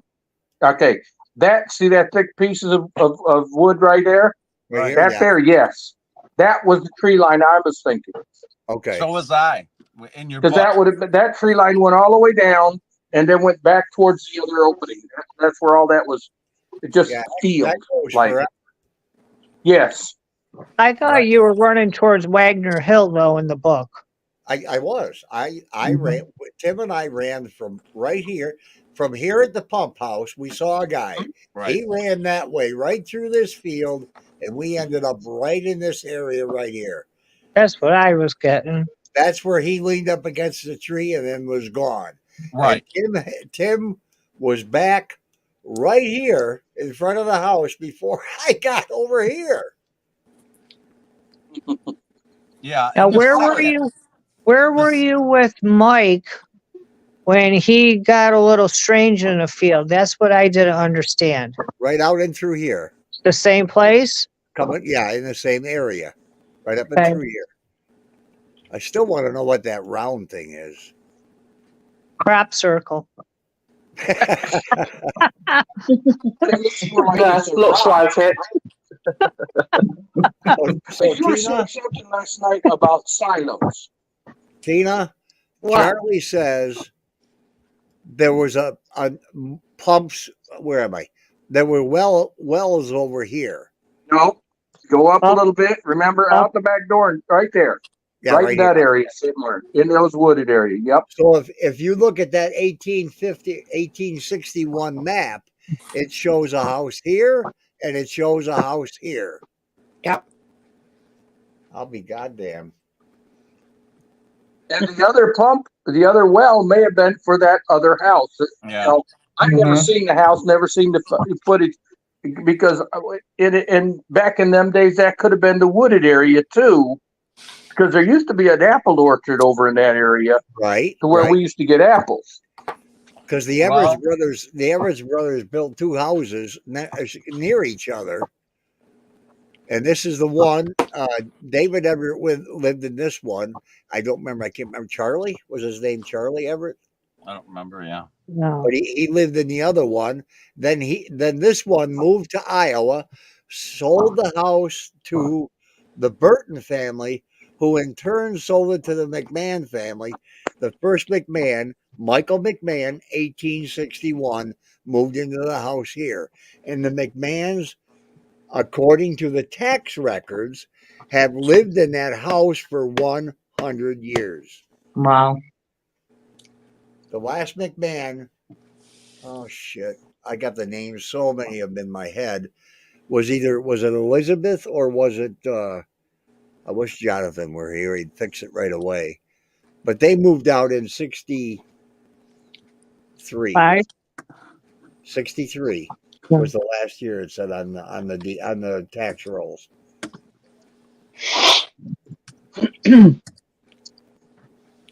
Charlie, when did you say your sister told you lived there? What? When did you say your sister said you lived there? We lived there between 1960, because I can remember going to school at 4 years old, so that would be putting us there between the late 50s, early 60s to 65. Okay. So after What grade was that book you found in the house? I'm wondering if after the last husband died, if she moved out and rented the house, and then the Reeses took it over. I don't know how That's the Reeses exactly what got the happened. property. Did the Reeses buy this property after the last McMahon died? It may have happened, because all I can remember is Mom and Dad says, "Well, we got to move." They sold the property. Yeah, and that was They sold 1970. it, so we moved out. And all I can remember, and like Pat said, it was about 65. 65. The Dandies bought it in 1970, so I've got a 5-year span of somebody I don't know who lived there. And that's when that's like I was saying, because all those ponds and everything, that's when I think all that stuff was built during that 5-year span. That was also when they put in that other road for all those campers and stuff and hunters and stuff up in there, because whoever it was trying to make extra money. Well, that's the Reeses. The Because Reese all family, that they did that. was- They would buy parcels and they would put ponds on it. From what I understand, they owned everything here. The Reeses owned the Dandy House and everything up this way. Yep. And everything over this way too at one time. Yep. So they owned up to Emerson? Huh? They owned up to Emerson Road? From what I understand, they own everything. They purchased all the land up through here. And then they parceled it off and sold other parcels to other people, because we have the names to everybody who owns everything. Everything on McMahon Road from Sanford and Son down, we know everybody who owns the property, the names of the owners. And I'm still waiting for KG Reese to get back to me, but you know what? He's probably weary of talking about this house. I'll have to get you the maps I got. I got 2 maps from the early 1900s. Oh yeah. It just seems funny is that so many times that every time we would come together, the family would come together, like get back in towards Olean, we would go remembrance driving, and we'd go up to the house, the Hinsdale house, because that's what we called it, the Hinsdale house, and we would just sit and talk about. I remember back when we lived here, we used to come down, and it was kind of different then, but we really did. It was just we were looking at the house. Huh. Boy, I got a whole different outlook on this after 50 years. Mm-hmm. So, okay, if the barn was here, a big hay barn, your dad's stuff was over back here, the little things that he built for the goats and stuff and chickens back in here. Mm-hmm. So they knocked that barn down, put part of it in here. They wouldn't spend money to haul anything away because they weren't the type to spend money. And like Paul Hoot says in the chat, they also owned a few cabins and land on Jordan Hill Road. And that was one of the cabins that the Dandies used to rent before they bought this place. Oh. I got to get Clara in this chat. I've got to.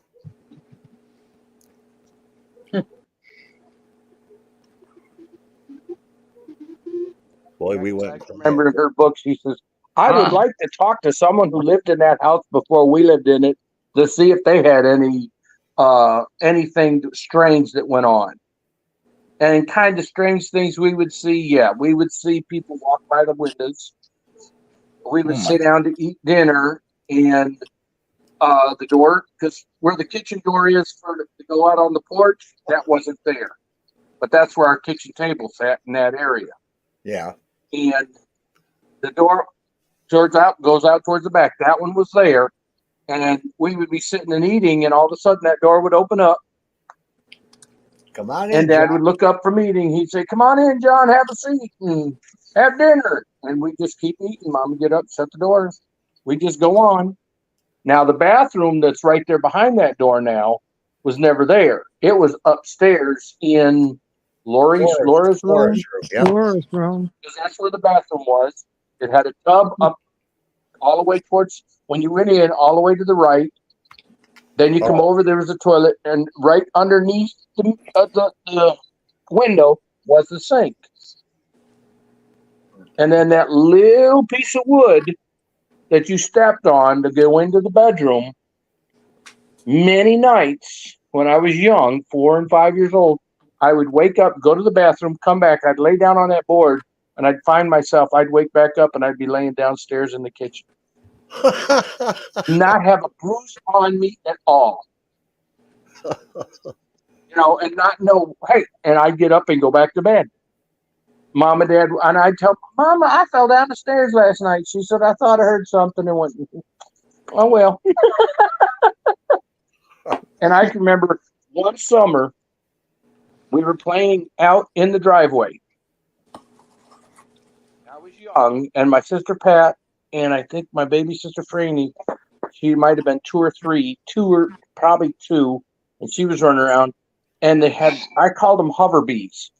Yeah, right. Because all they would do is they would fly real quick and they'd hover and then zap off. Well, one of them bit me on the end of the finger. I didn't think nothing of it until about 2 hours later. I was being rushed to the hospital because I had 104 some fever, and I had basically like an allergic reaction to it. And my mom and dad run me to the hospital for it. And the doctor said, if you'd have got him here an hour later, he wouldn't have lived. And I used to have brown spots on my 2 front teeth and on a little bit on my bottom of my teeth. Every time from then on, when I went to a dentist, they would scratch at it, trying to get those brown marks off. When I was in the Army, finally a dentist said, hey, can't get the brown out, but you want to put a covering over it. So they put the covering over it. And I asked the dentist, I said, what would cause that brown? He said, a very high fever at a very young age as the teeth were producing. And I says, well, I can remember when I was little, I had a bite from something and I got a real bad fever, but I don't know if that was it. And that's what it was.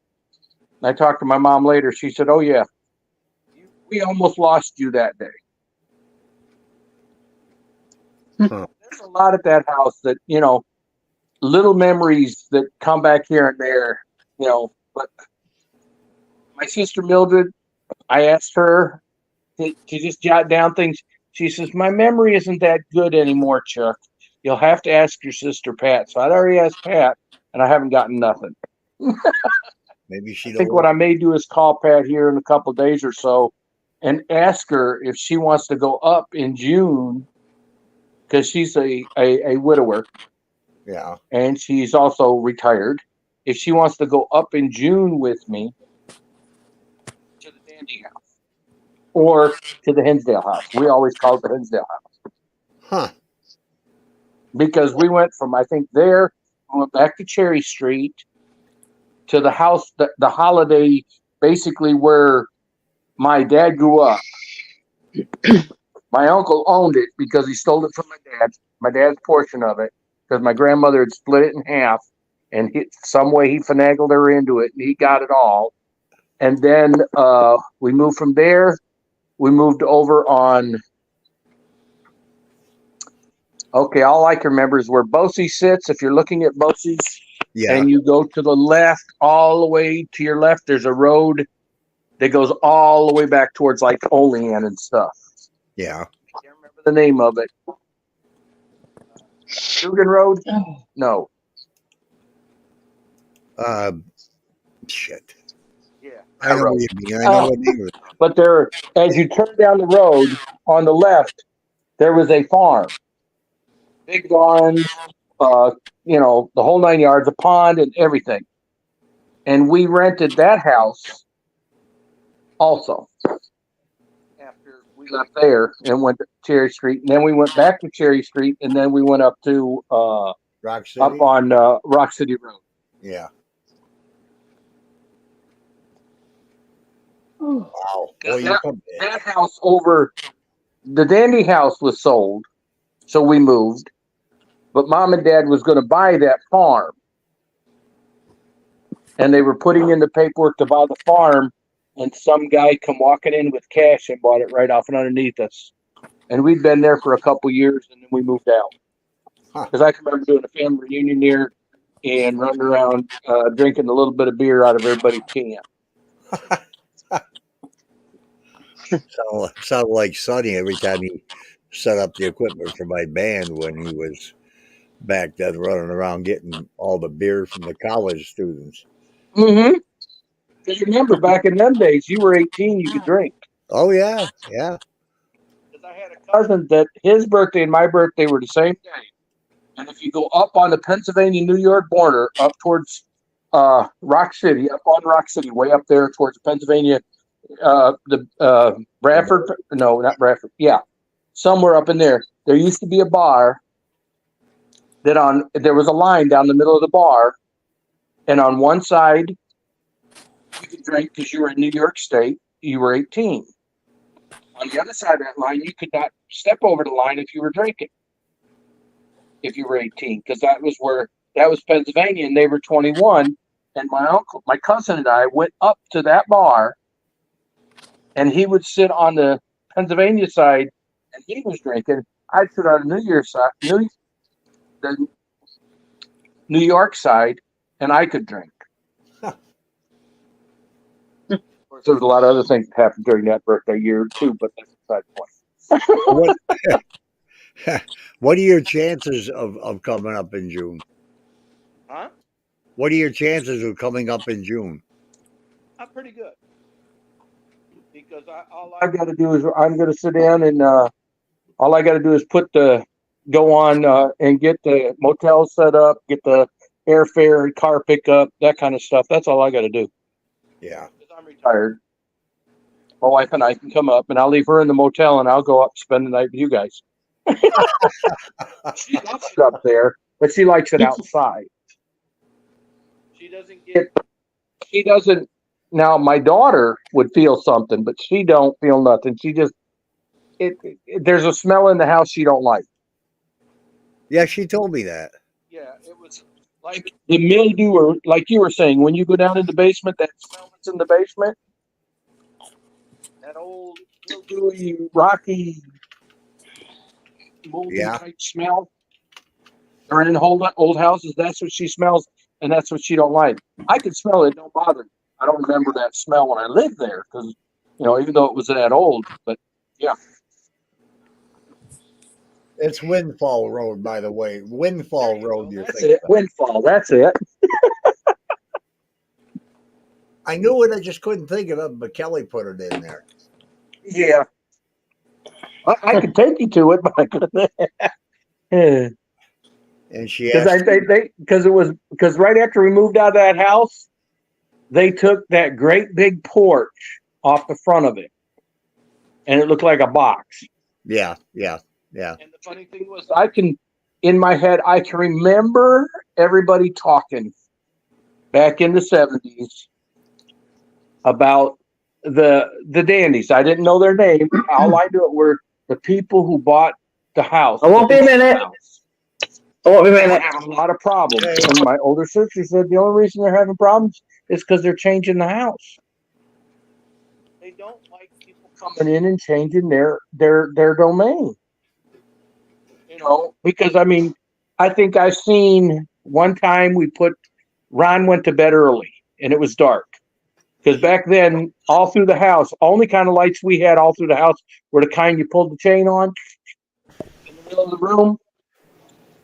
And I can remember Ron was in bed, and Sonny and I, Mom said it's time for bed, so we all was headed to bed.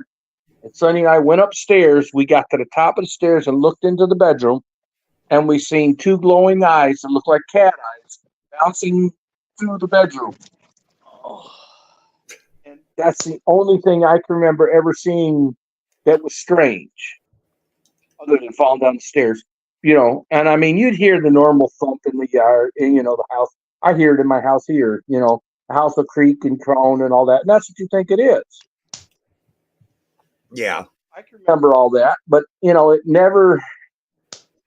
We never, other than that one room, which is Mike's room, we called it Mitty's room. It was cold, and I'm thinking back then, there was up towards the sink. That's right where it was back when we lived there. To the right, on that back wall there was a door, and that's where my mom's pantry was. Because you could look on the outside, and it looked like there used to be an old window over there, front of Mike's room, towards the back of the house, the driveway area. Right. Yeah. But they didn't have the window there when they lived there. That I could, when we went up and seen it, the windows weren't, there wasn't a window there. And I'm not sure. It could just be me thinking too hard. But I mean, someone said that there used to be a pantry where the bathroom was, and I don't remember. I just remember that was a flat wall, and behind it was a closet, I think, for Mom and Dad's bedroom. Yep, And that's in what that you closet, said. you had the doorway to go down to the basement, But which it's we so weren't weird. allowed in Mom and Dad's bedroom. I see. Period. So that's why I never seen the closet, the doorway to go to the basement till I went the last time I was in the house, and they showed and someone showed it to me. I said, I remember it, but we weren't allowed in that part of the house.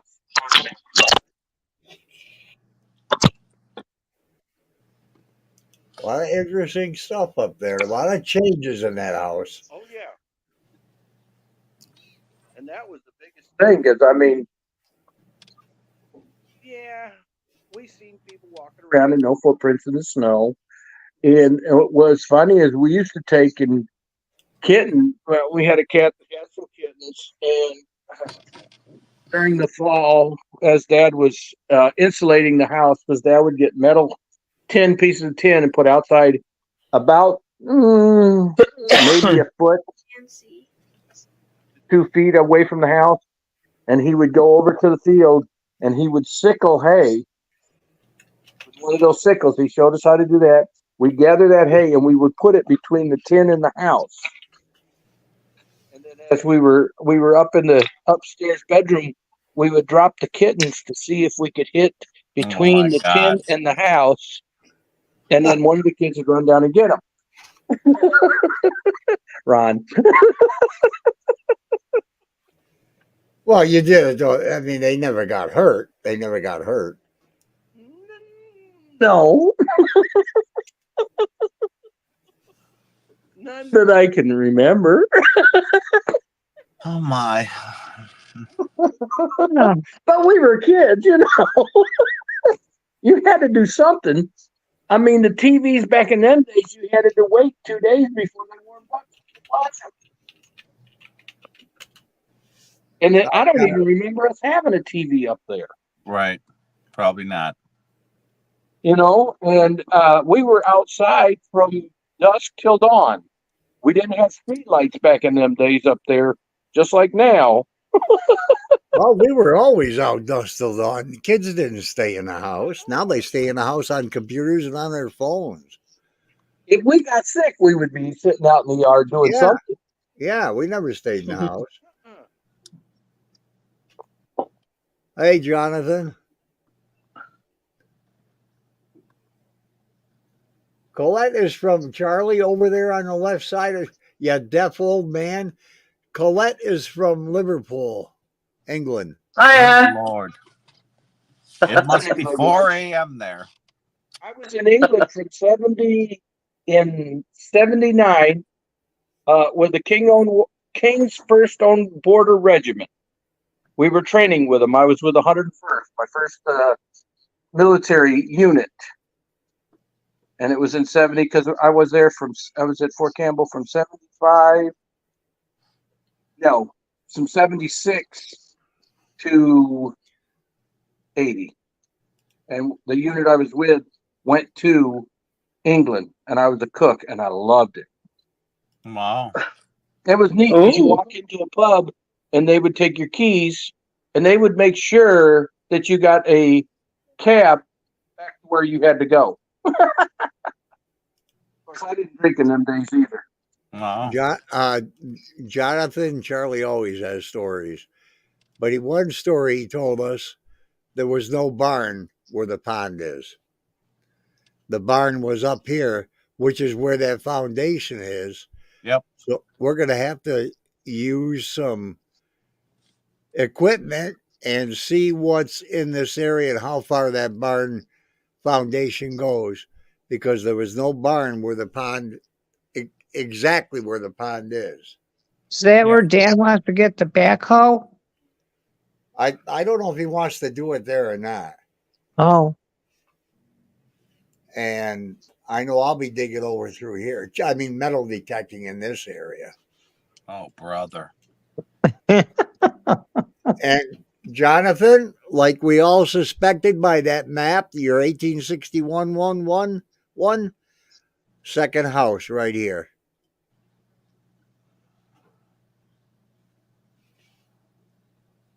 Yep, that's part of the old hay barn right over here. I guess it does make sense.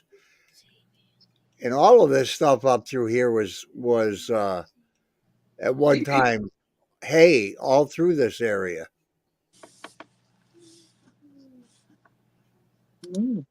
What's a metal doctor?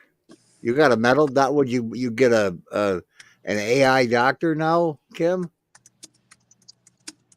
My metal doctor. Kim should come on live too. I don't know why she's not on here. I Who? want to be on here. Kim. Hi, Nancy. She can't hear us.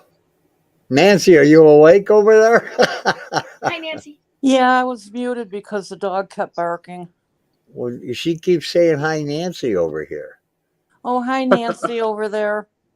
Hi, Nancy over there. Nana's here too. You just couldn't see her because she's got that circle. I can do In that too. England. Are you having a cup of tea over there in England, or don't you guys do that? Oh, it's got to be 1:30 in the morning. 4, I suppose. 1 o'clock. 1 o'clock. 1 o'clock? Yeah, in the evening. Well, it's morning now. It's Sunday.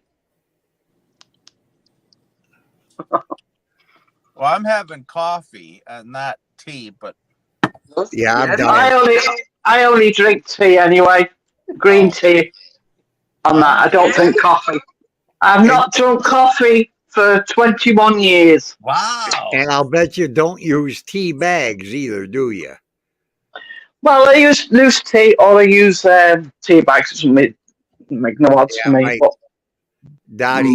Dottie, our English nanny, that's all she would use. She'd have her husband, who was retired Air Force, go to Luke Air Force Base. I got some lovely tea from Sri Lanka once. So it's beautiful. Lovely tea from there. I like that. And Kenyon to that accent. Thanks. Yeah. All right, hi guys. Oh, hi. I'm a metal detector. Come on.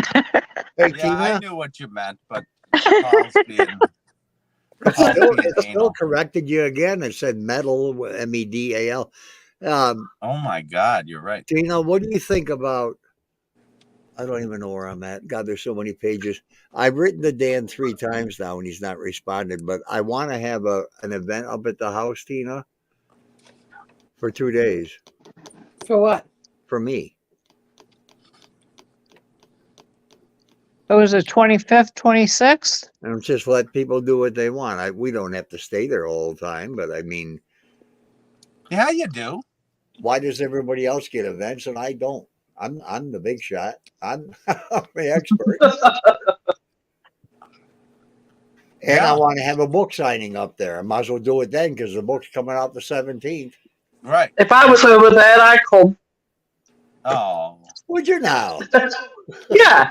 Of course I would. I'd love to see what all the fuss is about.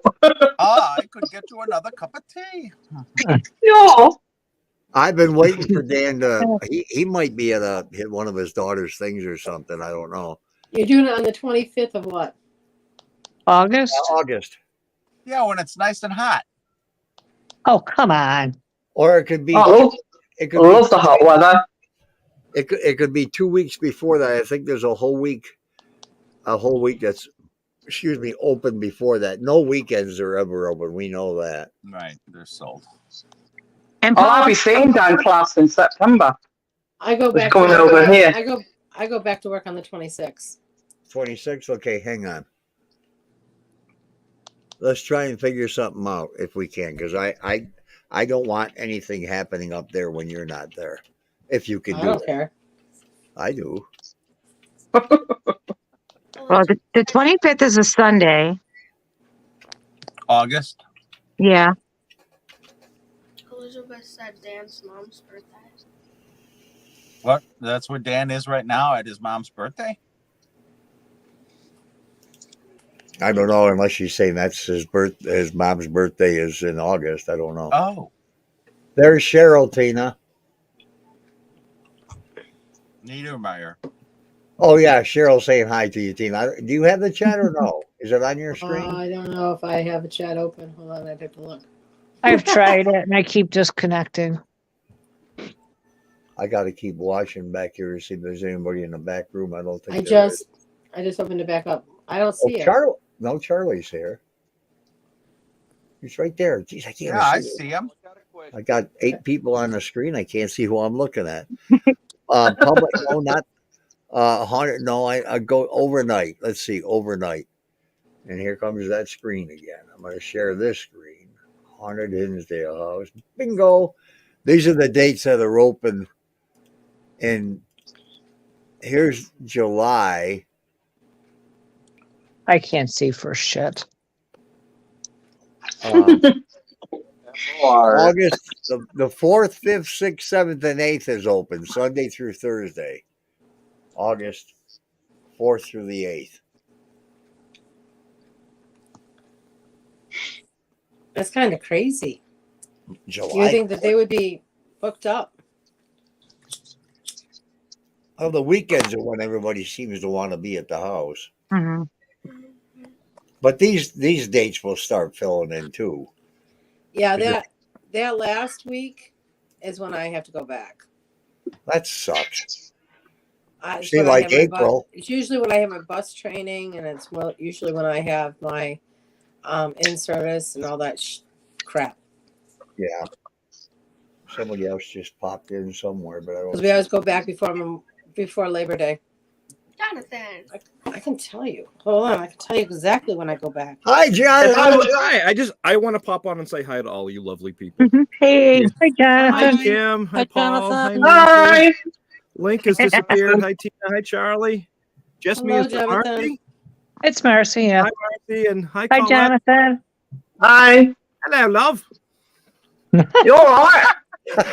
Oh, what's happening on your side of the world now? I can't wait to watch the stream and see what you all talked about. I can't see anything. I'm trying. There, now you guys can see each other. Yeah, we're the Brady Bunch now. There we go. Yeah, Link is Alice. Where is Link? He's doing the laundry.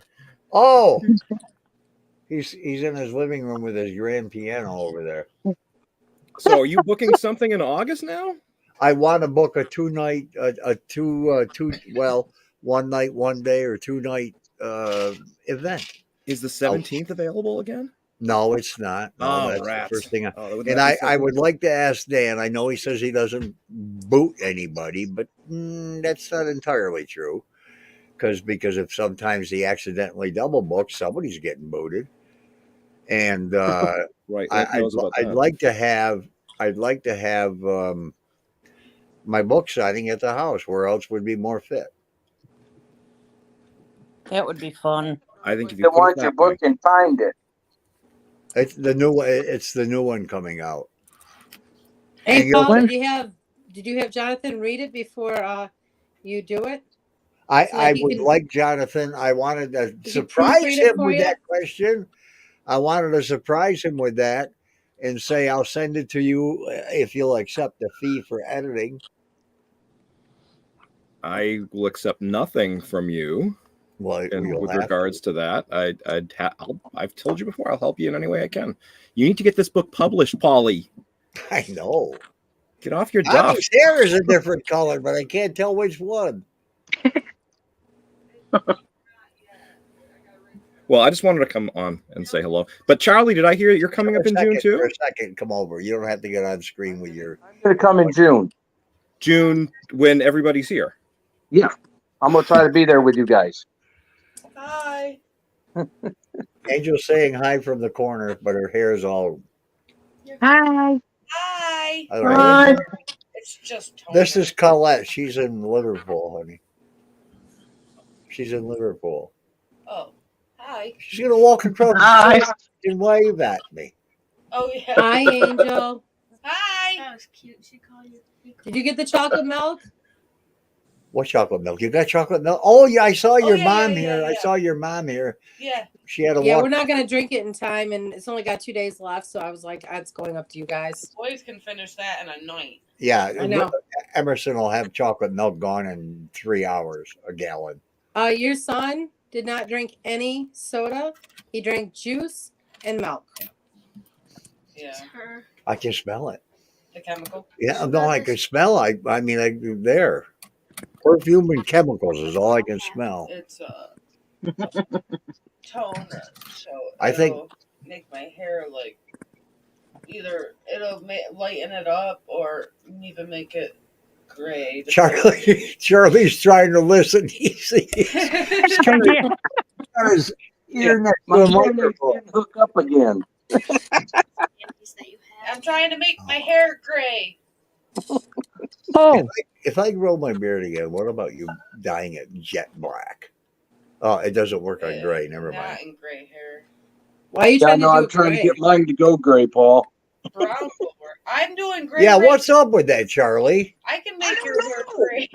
Here I am, 67 years old and very little gray. Now here, So and I'm- here, baby, but not here that much. oh, let it go. Yeah, don't rush it. Don't rush it. Yeah, let it go.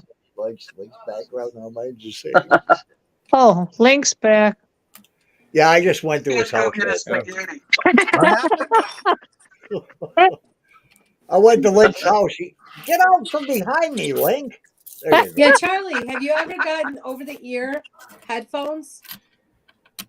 I work on a haunted place, in a haunted place.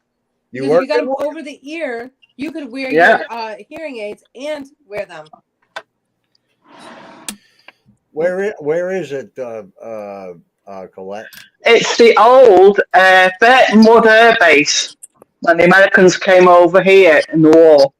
Oh, And it was like a village. It was all, you had underground where you kept the planes, and it was all hidden. Nobody knew about it. It's like a village. We all lived around or on the base itself. But now it's all warehouses, and I work by a warehouse in the security. But there's a lot of residual energy in there because I've caught a lot of EVPs in that place. And a lot of things have happened to me when I've been there as well. Oh, yeah. It's been really, really, really haunted, that place. It's between Liverpool and where I live now in Widnes, but it's Warrington, Cheshire. huh. Mm. That's- Energy from And what now and people- again, you can hear noises, you can hear whispers in the big. It's like a big aircraft hangar where they park all the vans, and you can hear now and again if you're walking around, you can hear voices talking. Huh. Yeah, it's a lovely, it's a great place. I love it there. Yeah, Charlie. You go around and do some EVPs.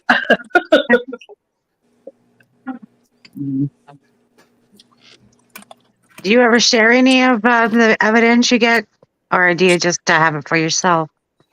I just haven't for myself because I think, well, I will share them with Dan Class when he comes over in September. picked a few out that are really good ones, you know. I've got over 100, but I can pick.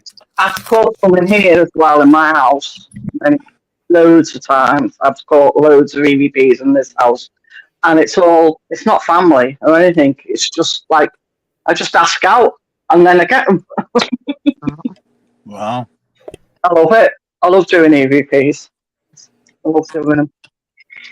Yeah, and I've taught a lot on investigations as well with the team I'm involved in down in Nottingham.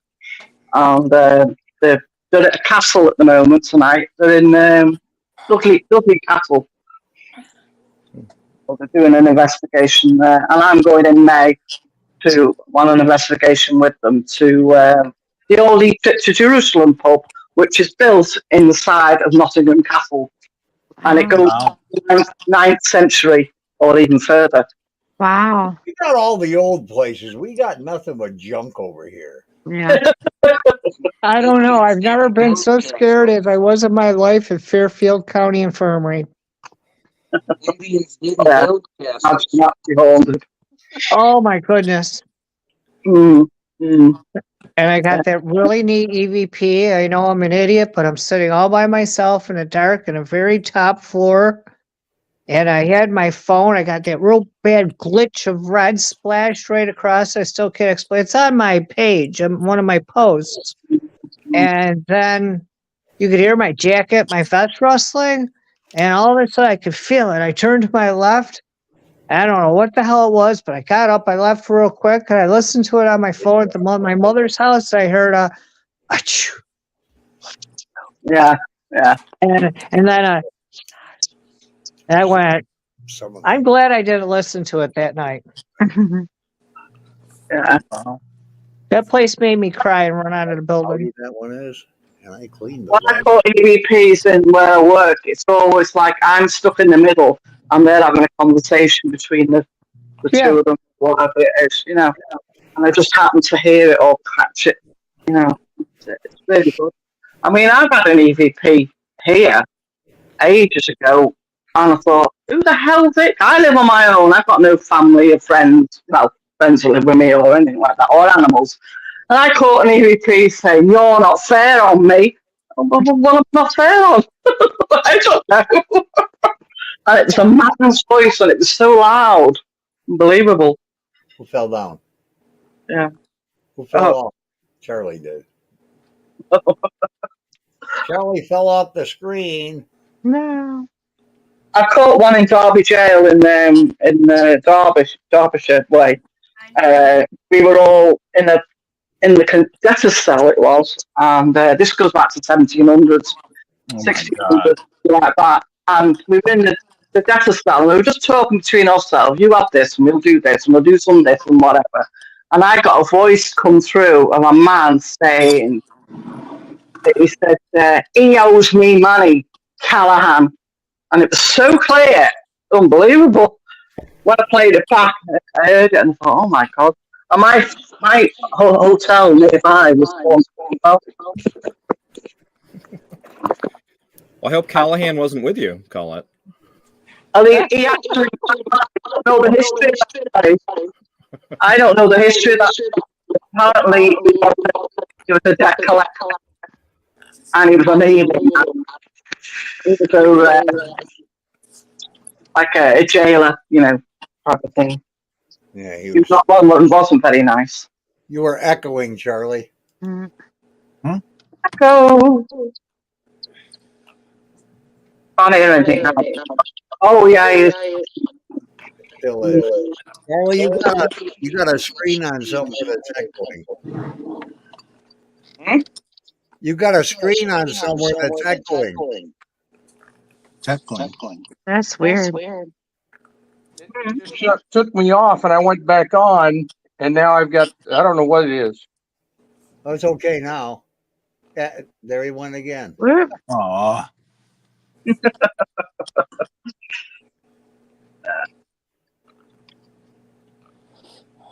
Yep. Well, we've hit the 2-hour mark. All right. Are you eating again? No. Oh, it's ice cream. I know it's ice cream. Watch him. He's the only person I know that eats ice cream and turns the spoon upside down when he eats it. I do that. You do that? Why, you can taste it on his tongue better. I turn it upside down, and so I can taste it. You turn it upside Thank you. down so you can taste it. You can't taste Yes. it, right? Yes. I She's can right. taste It it tastes when I better that way. You get more of the taste sensations to your taste buds. Wait. Forget it. I'm not. I put it aside. Oh, enjoy it, Link. Just enjoy it. Yeah, enjoy it. You only There. live once. There. What does his hat say? Oh, Jonathan dropped out too. Charlie and Jonathan both went to the. Yeah, Jonathan said, "Sorry, I dropped out. I'll stay in chat and listen." Oh, okay. What you did? Did you think that I forgot how to read suddenly? Yes. Yeah, because you didn't see it. Oh, quit at me! I got my mouse out of hand. So You got your you're mouse gonna- on a hand. Yes. See? So you're gonna have That's your hand on a mouse. No, the mouse is on my hand. See? No. Now you So got it you'll upside have- down, so why is Link bad? you'll have an event in August for I what? can taste it. 2 days? What happened? Hmm? Turn that spoon right. I'm gonna smack you with a spoon in June. I'd like to have it in August. There's times in July. We could even have it on July 4th. It's open. Oh, No, thank Tina you. won't be here July 4th. That's right. but your book won't be ready. I've been home the last couple of years on July 4th, but no, That's true. You have. I won't be doing it on July 4th. We could blow up. No, the book isn't gonna be ready. Well, that's true. It won't be ready till the 17th of August. What is she doing July 4th? There you I go. don't know. Well, Tina, would you still be able to do like the Sunday the 25th? Well, wait a minute. Why Won't be- not? What about maybe the 4th, 5th, 6th, 7th, or 8th? It's before the Your book's book's out. not going to be out. You dumb Paul. God. They just I'm told telling that, you. Paul. How about if we tell whoever's on the 20th of August to go to the 21st and we'll take the 19th and 20th? The Okay. 20th is my birthday. That's why. No. You'll have a better party up there than the typical pizza cake and frickin'. I got to think about my grandchildren. Oh, that's true. Well, they can go too. We can throw them in the pond. But you go. Friday. Oh, by the way, Luca was amazing. Who? Luca. He was a good boy. Very That's- good boy. That's true. That's true. We wouldn't be celebrating your birthday on the 21st. We would be celebrating it on the 23rd. Because that is The Friday. 21st is Wednesday, and the 23rd is when I don't work, dummy. You don't work on the 23rd either, dummy. No, but I go to work on the 25th. Well, the 26th. Oh, Jesus. Now Jonathan's. I'll be back. I got to go get my stuff off. Jonathan said. Jonathan said early August could be a special early release of the book, and then release it to the public on the 17th. Yay, my stuff. It's in the freezer stuff. That means I don't want to see you or any of your brothers or anybody else in the family till at least August 3rd, 2nd. I don't want to be interrupted by anything. Get this stupid thing.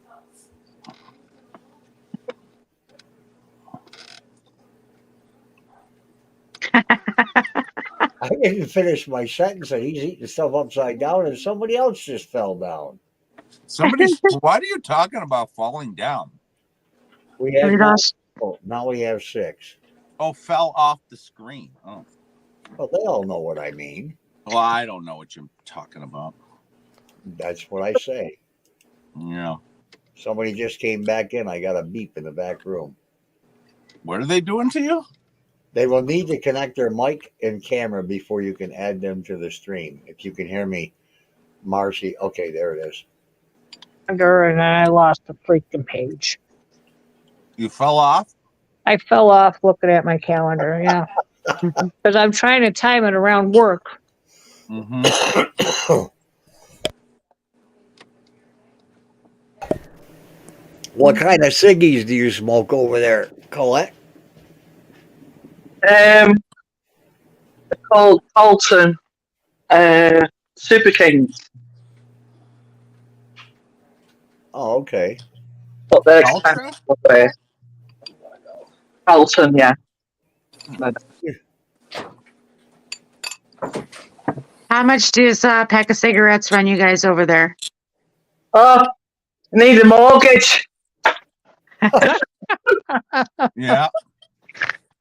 12 quid they are now. Holy moly. You can Wow. get a carton of these for $19.75, made No, by thank you. Native Americans. Yep, mine are 32 a carton.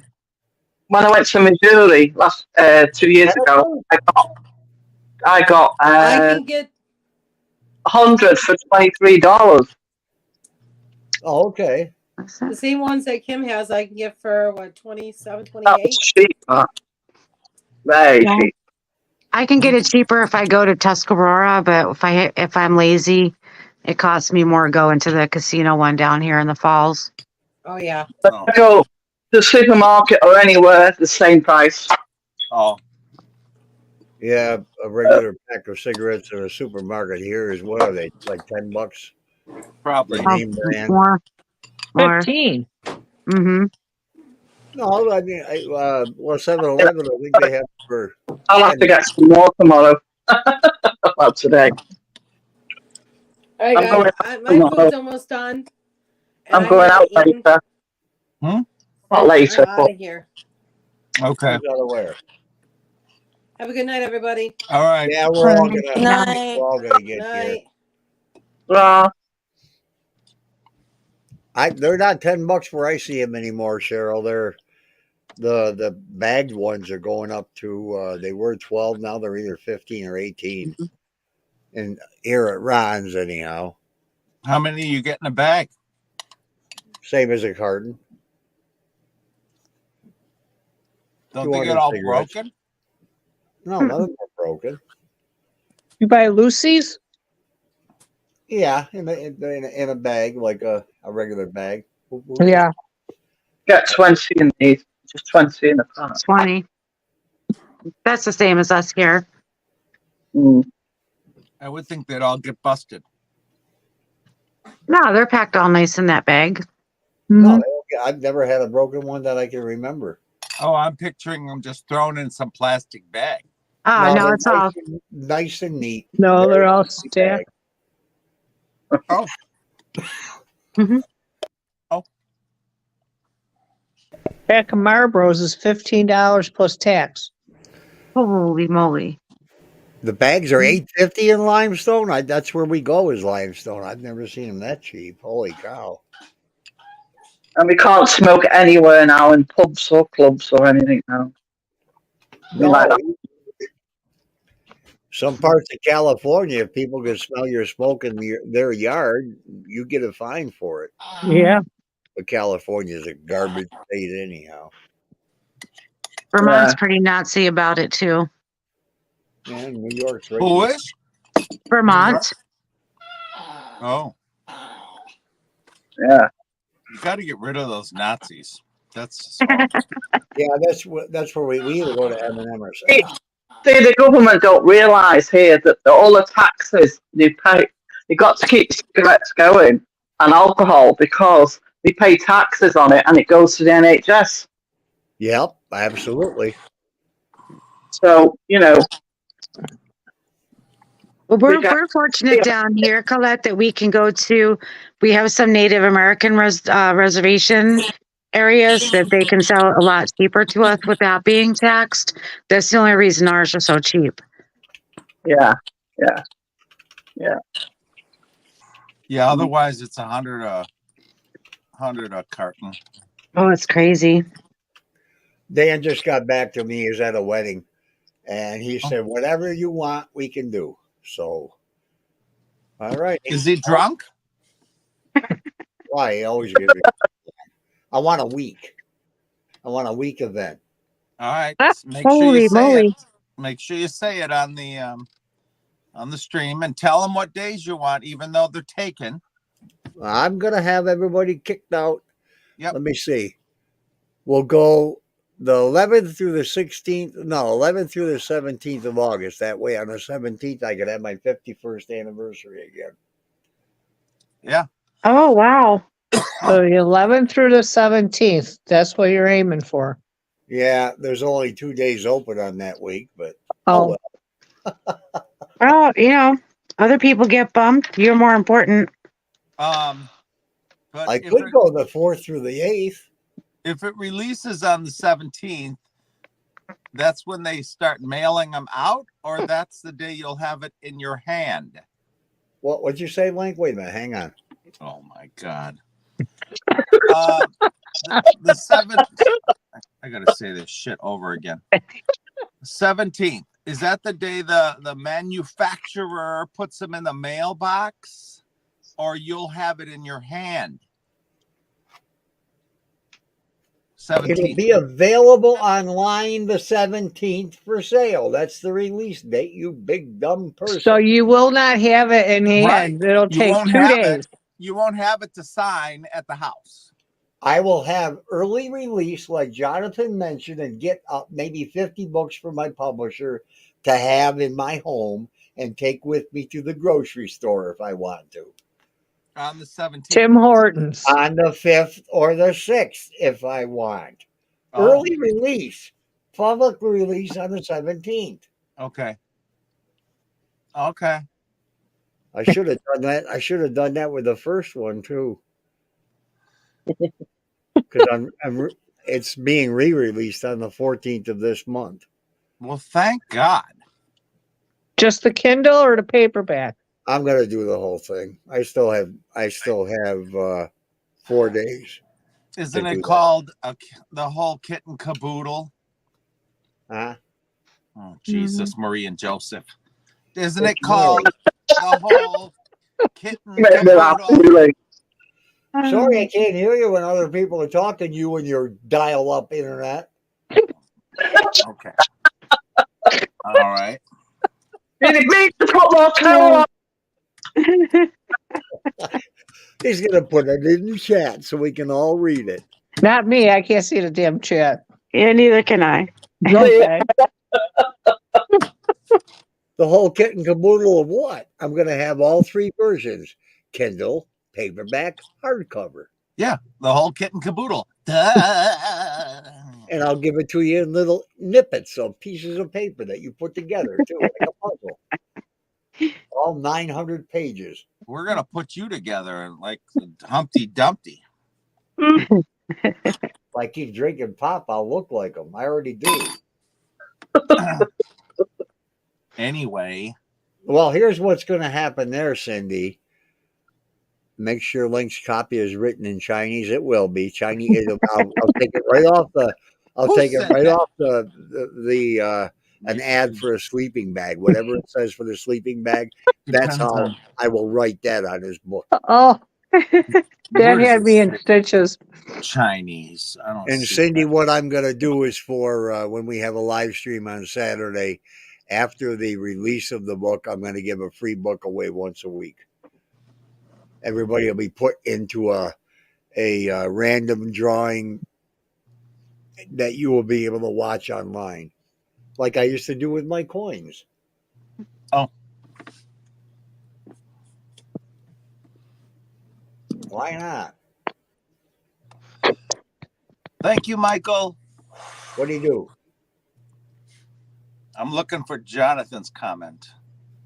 Make sure. Oh, it's right there. Yeah, I didn't get it Thank yet. you, Michael, but I'm trying to figure out what Mike said. I say Mike Johnson said something, but he didn't say anything, which doesn't make any sense. What I said. Well, I don't know what's the matter with you. Thank you, Michael. He did it again. Can I do that? Paul, what platforms are the books going to be available for sale? How much? What? Where did you go? What'd you say, Kim? What platforms are your books going to be available? Well, seeing that, I have a contract with Amazon. With Kindle Publishers, so that's the only place I can sell it. Okay. What's that farting? noise? Who's farting? I don't know. Is that a dog? Sounds like it. It's my dog. He's whining.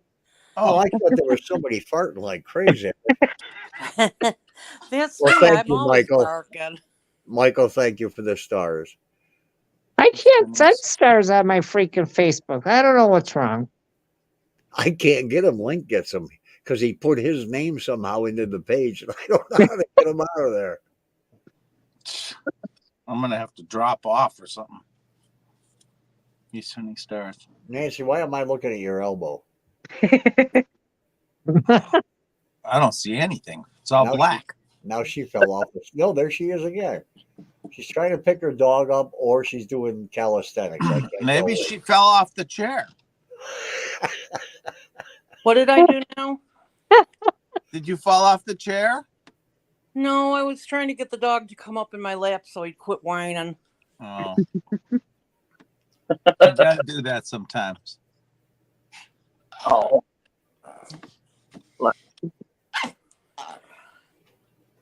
Well, I guess I will do. I'll look into Jonathan's suggestion. Really have an early release, and then do the public release on the 17th, and then maybe I'll try and get the 4th through the 8th. Or I suppose having a 5-day event would be insane, because there aren't going to be that many people that would want to attend 5 days. Good night, Cheryl. Only if Link shares Mike's bedroom with me. Huh? Only if you share Mike's bedroom with me. With who? Who's saying that? I can't even see. Marcy. Oh my. Seeing how we like to get scratched and everything else in that room. God, yeah. And my left hand got a bite mark. It was like somebody took their false teeth out and pushed it into my the top of my wrist. I have right through here on my cheekbone, right down here, and I still have. So now I have. I can call them Hinsdale scars. Yeah. Jonathan, got it like right around, wrapped right around into this whole hand. Jonathan said you could scratch each other. I get a kick. Guys, I can get a kick out of Kelly because every once in a while she throws in these random comments that have nothing to do with anything. I tried a cashew butter and strawberry cream cheese sandwich tonight. Oh wow! Shit, my hat. I don't even know what that is. It would be a cashew butter and strawberry cream cheese sandwich. That's what it would be. What the hell do you think it would be? Trouble was watching too. My cat Trouble was watching. What? I don't know. Listen to that little dog. He sounds like he's croaking. I don't know what that noise is. Paul, you know my dog. You met him. I did meet him.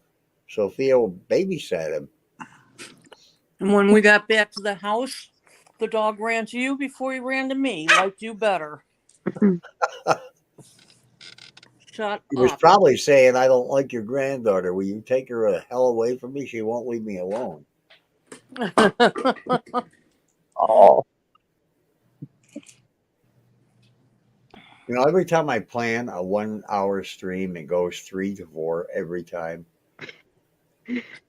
Always. And I still don't understand how there can be 4,000 followers on the page, but they obviously don't have their notifications turned on for the page. Could be. It's random. Sometimes I get notified, but yesterday, no notification. I just happenstance to find you guys. Huh. So weird. Sometimes I don't get notifications on all the things as well. Sometimes I do. Depends. Yeah, me neither. If I didn't get the invite from Paul, I didn't understand. I'm going for a meal today for dinner time. Lunchtime or dinner time, what to call it. Hey, Dan Class. Dan and his wife just made it to the stream. Ah. Is that Clocks? He's at Clocks, I think, this weekend for a. Huh? He's at Clocks, or I think it's Clocks for a wedding. Yeah, he's at a wedding. Oh, that's a nice Oh, place. Hey, pretty girl. Hi.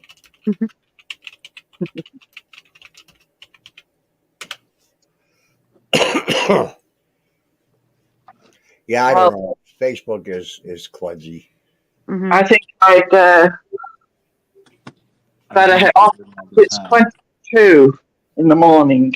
Oh, Damn. goodness. Now it's We're 2. going out tomorrow for lunch with a friend who I've known for 60 years. My best friend.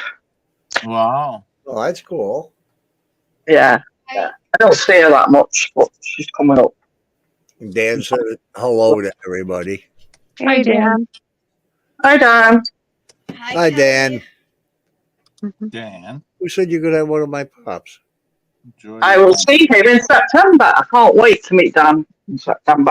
Oh, that's right. You'll be seeing him soon. Yeah. The Festival of the Unexplained. Hmm. Yeah. Bosworth Hall. That's my With wife. Dan, Festival of the Unexplained. That's my uh, wife. Dan Class, all the cast from the Foster Files, Dave Schreider, Cindy Callis, and Sean Pittman. Are Oh, they doing where you work? No, I'm going down to Warwickshire, Okay. Bosworth Hall. I'm staying for 5 days. I'm going to the Galleries of Justice in Nottingham on an event at Ghost Hunt. So that should be good. I've been there a couple of times. It's quite very active. Very active. That goes back a long way as well. Nancy has longer hair, it looks like. yeah. She said it looks like your hair has grown, Nancy.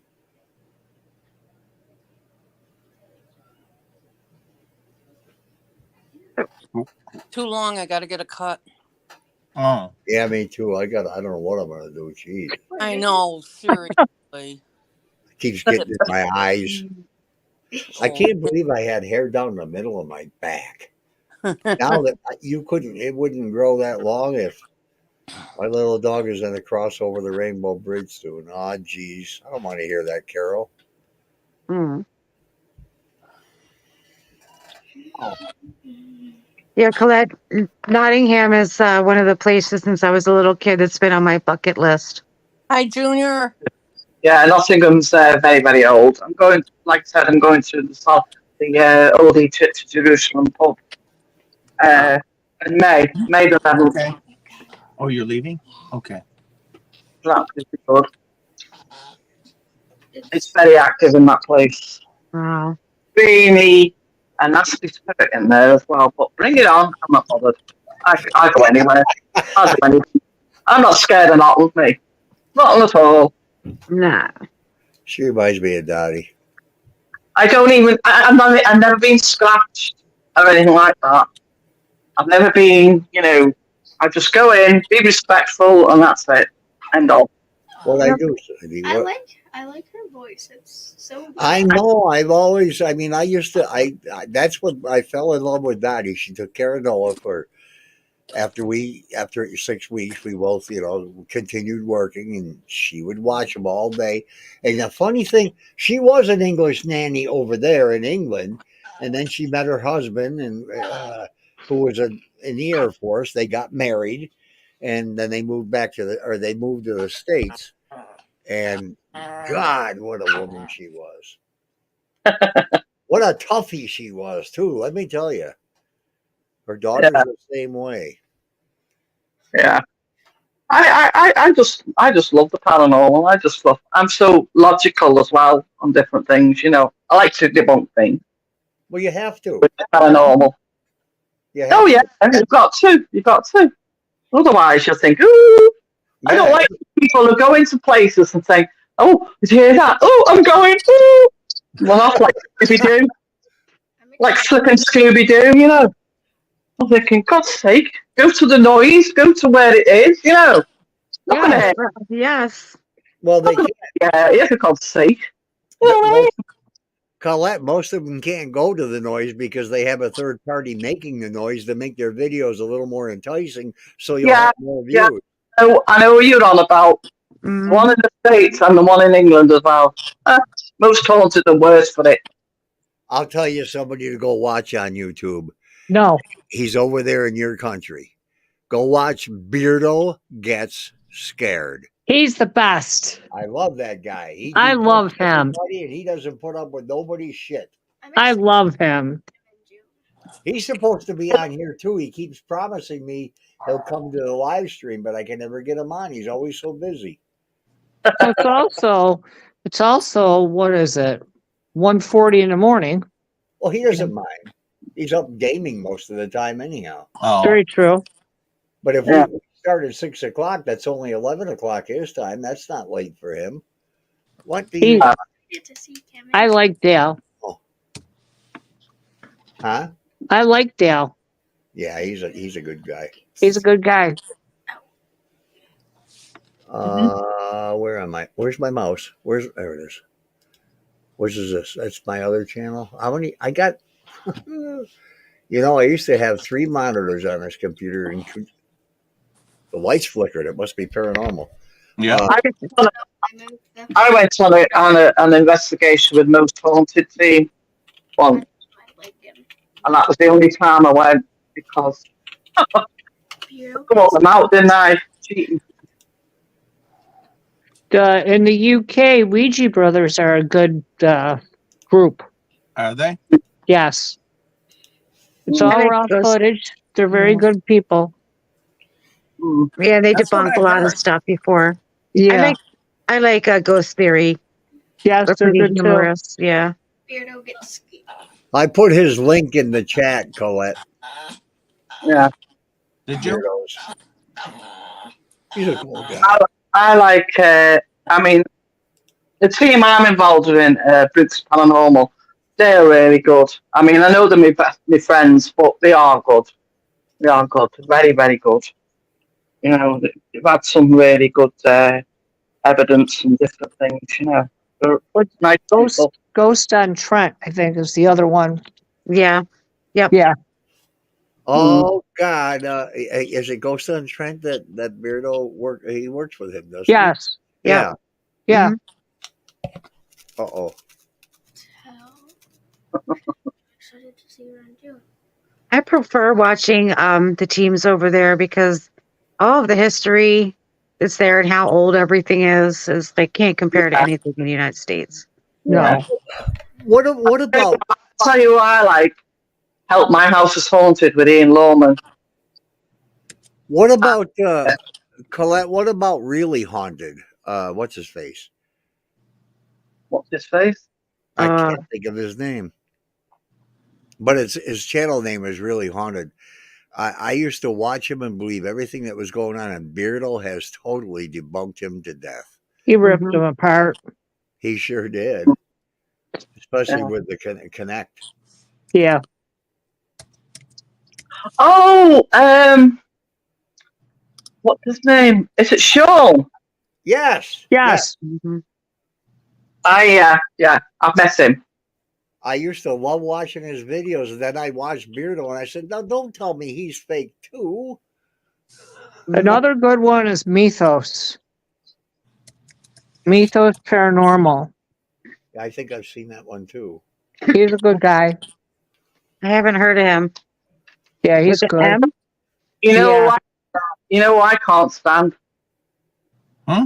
You know what I can't stand over there? Gonna be Z. Oh God, yes. Oh my God, and everything's demonic. Bloody drama queen. Oh my goodness, yes. What do you think he is there? For Christ's sakes, everything's a friggin' demon. There's a microphone right there. Freaking gobshite. There's a microphone. It's just entertainment now. I don't even watch. I haven't watched it in years.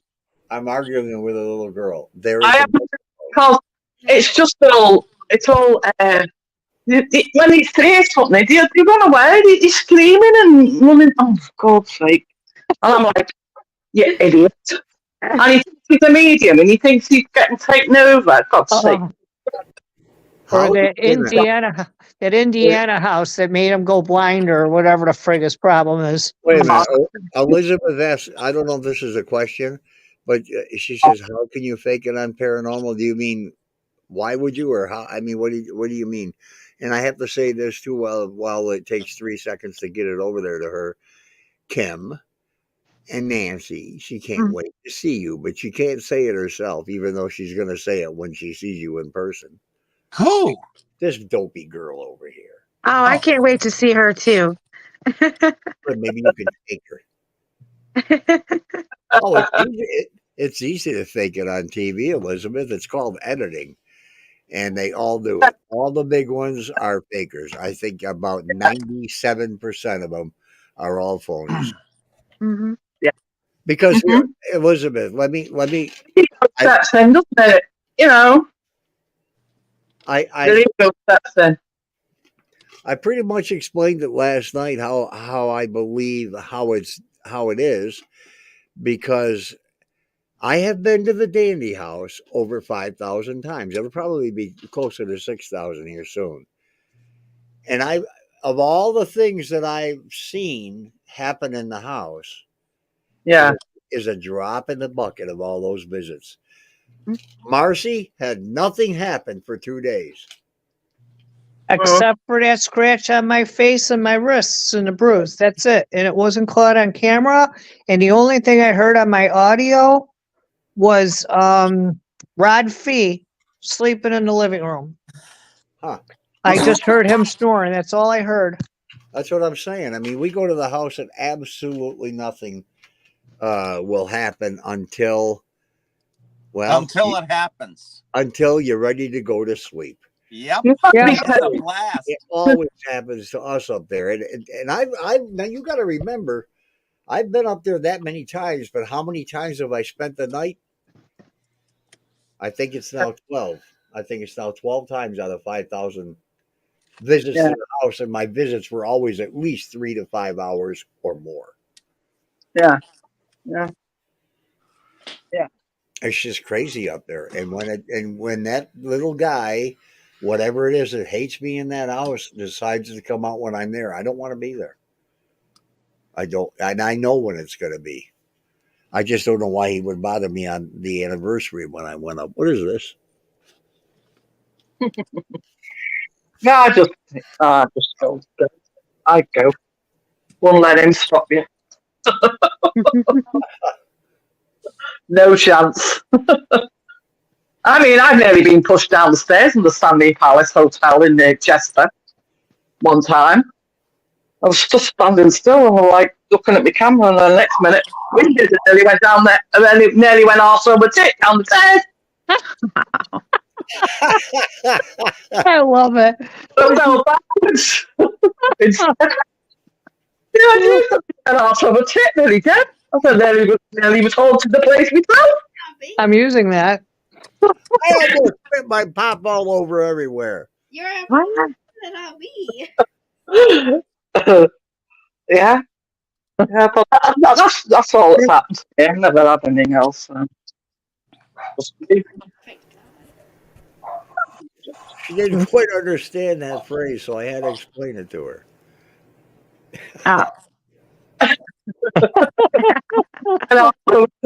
But also over tit, yeah. I haven't heard that since Dottie. Because she was running across the street, because the girl across the street had puppies and one was stillborn. So she ran over there to give it mouth-to-mouth resuscitation. She tripped over the garbage can, and then as she's still continuing to run, she said, I almost fell ass over tit right then. There's another thing I always say, Liverpool say, you're nothing but a gobshite and a pillock. Oh, shit. I always say that. They always say that in Liverpool. You're nothing but a gobshite and a pillock. I think you smoke as much as I do, Colette. I go through 3 packs a day. I've had about 5, 6. Oh, that's all? Mm-hmm. They must reinventing themselves because every time I look up, you've got one. Well, whatever. They want life. I mean, you know. Yeah, but all those things, Link, they don't match up to anything that I've been here that long.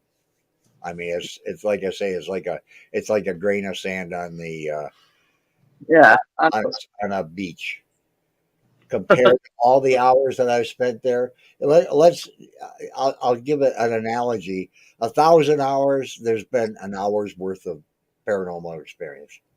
Yeah, but everybody doesn't get smashed in the face. No, they don't. But I have a very, I guess what Clara would say would be a harsh history with the house. Yes. Or a harsh history with one particular entity. Because I used to swear at that thing like you wouldn't believe. Well, you know, my mother always told me that when somebody doesn't like you, they harass you. I mean, when they like you, you get harassed by them. So yeah, whoever this, I wouldn't go and take a shower there if I were you. I did. I didn't have a problem. Maybe I'll have the same thing happen to me that happened to Jeff, huh? Jeff, yeah. I don't know. Maybe.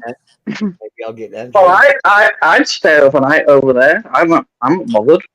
I'd go into the darkest place and do an EVP and just have a flashlight and that'll be it. I'll be happy. That's all I use. I use a camera and I use my my digital recorder. That's it. I don't use ghost boxes. I don't use. No, I don't.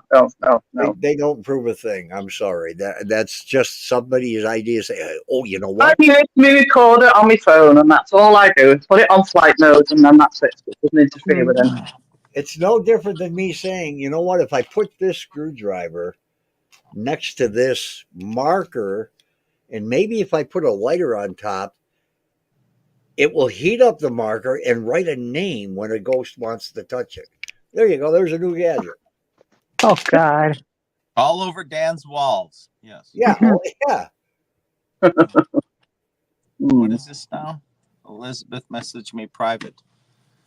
Get a private reading. Elizabeth Daniels messaged me private or send me a. Oh, I'm sorry. She's telling Elizabeth to send her a message. I wish somebody'd send me a private message. They don't. Okay. I will. You have me. I will. Like. Thank you. Hang on. Hang on a second. I've got to.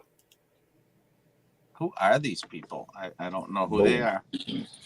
Anyway. God, I'm getting old.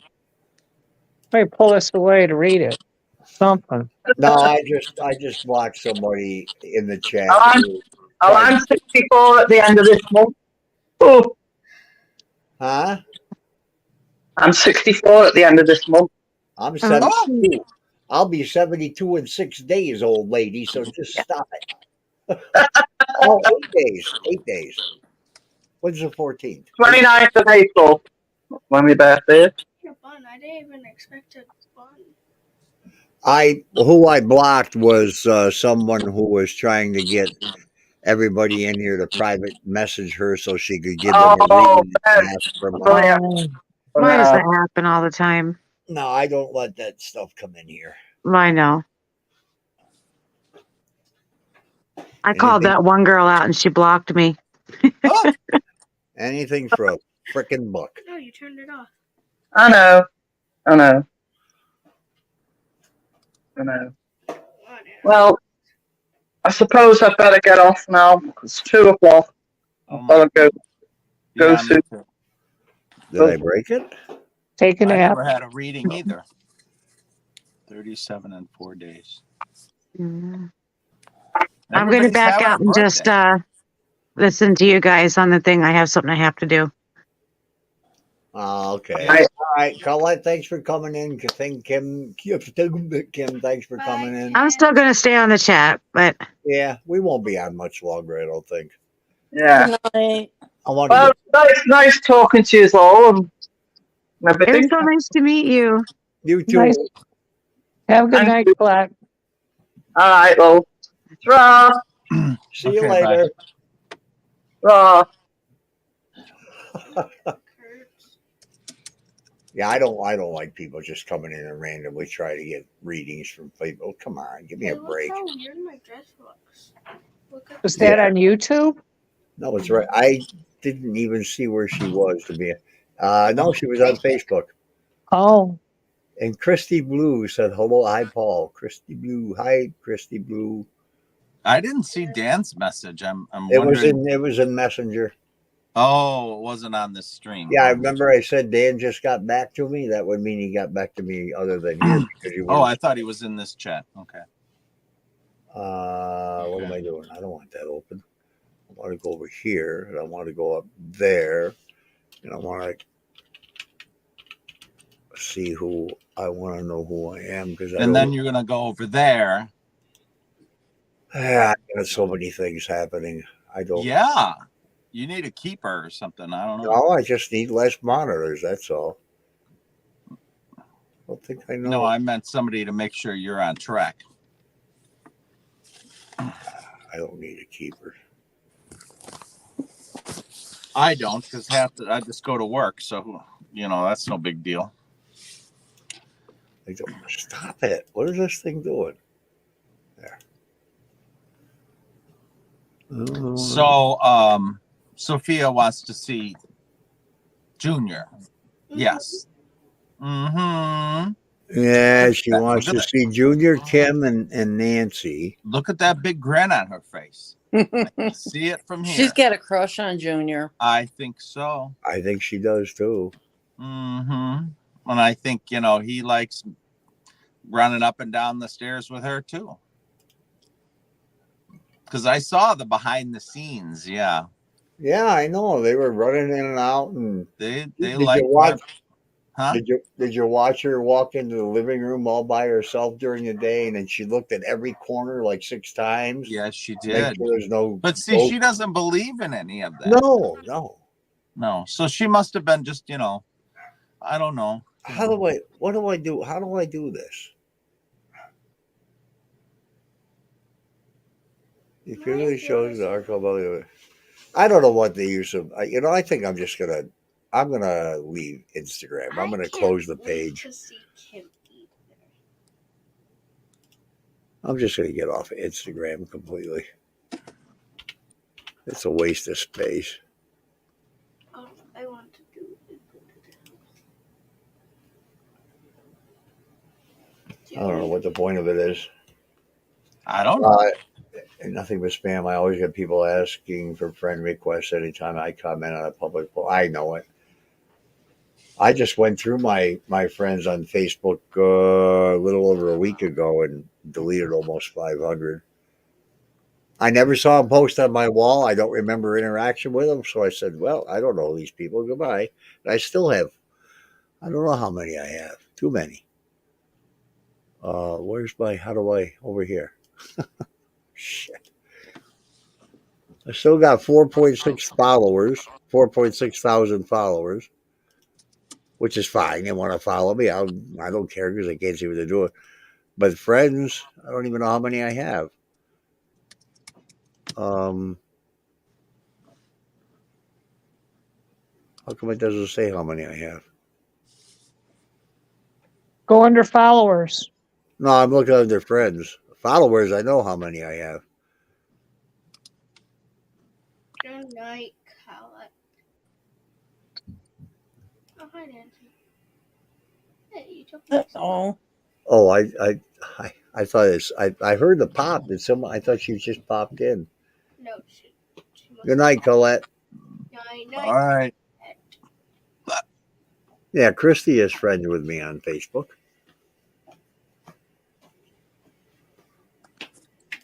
I want to know when I'm going to meet her at the house. I don't know. How come it doesn't say how many friends I have? It used to. It just shows them all to me. I can't wait to meet Kim. You said that 3 times in less than a minute. Shut up, or I'm going to here. Oh my God. Pour it Someone on your needs to lap. get laid. That's all I know. Hey.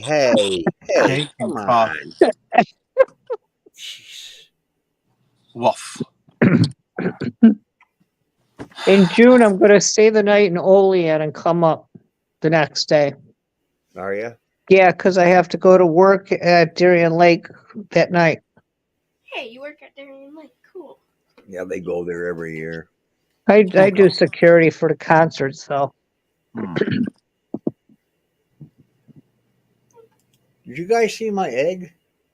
No. Ew. Disgusting. It Oh, looked God. like a testicle. That's what it looked like. Oh, A I just testicle with cancer.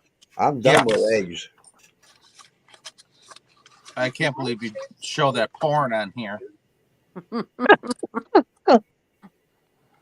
At your age, messing around like that. Which concert? It never used to do that. Somebody wants to know about a concert. what concert?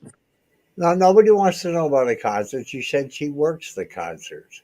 I work security for the concerts. Well, I see a question. Which concert? But there's no question mark. So Oh, I'm Kelly still- said which concert?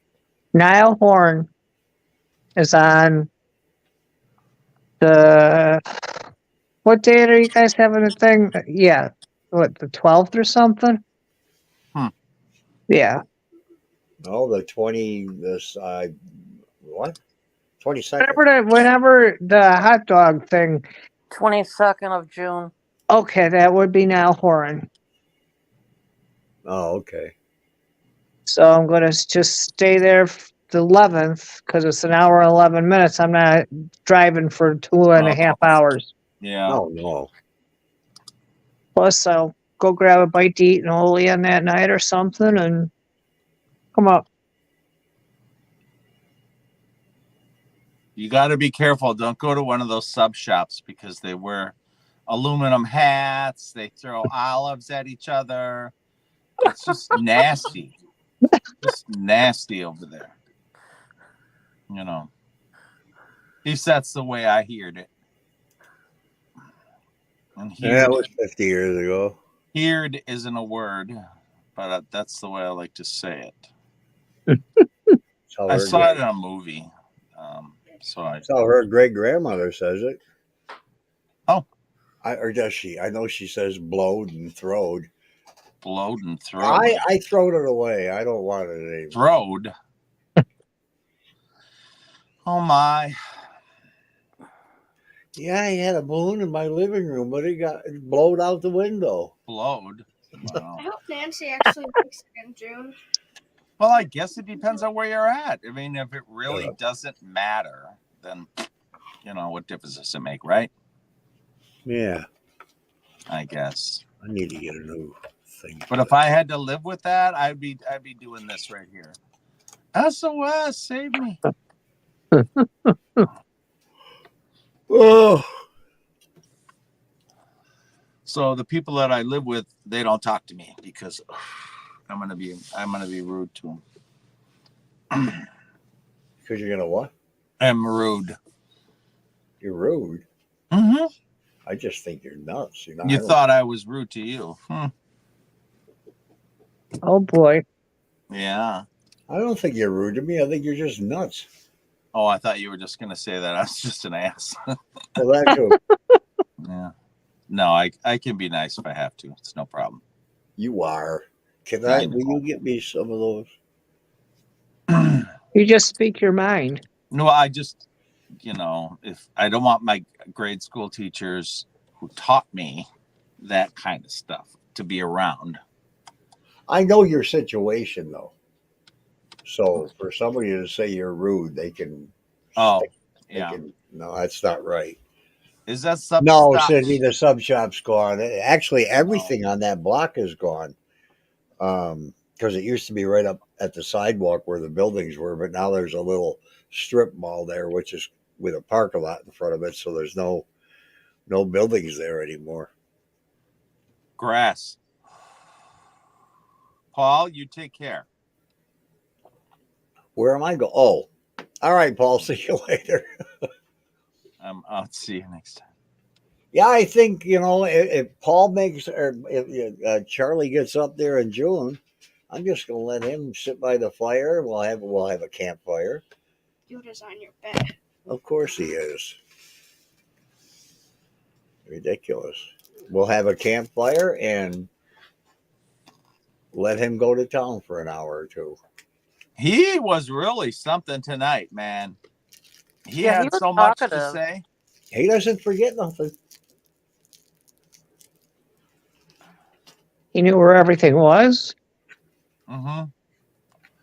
No, Well, I yeah, mean, compared to last time. Last time he was kind of shy, and this time he was like blah blah blah, and that was there, and that was there, and that was there, and that was there, and I was like, wow, you just come right out of the woodwork.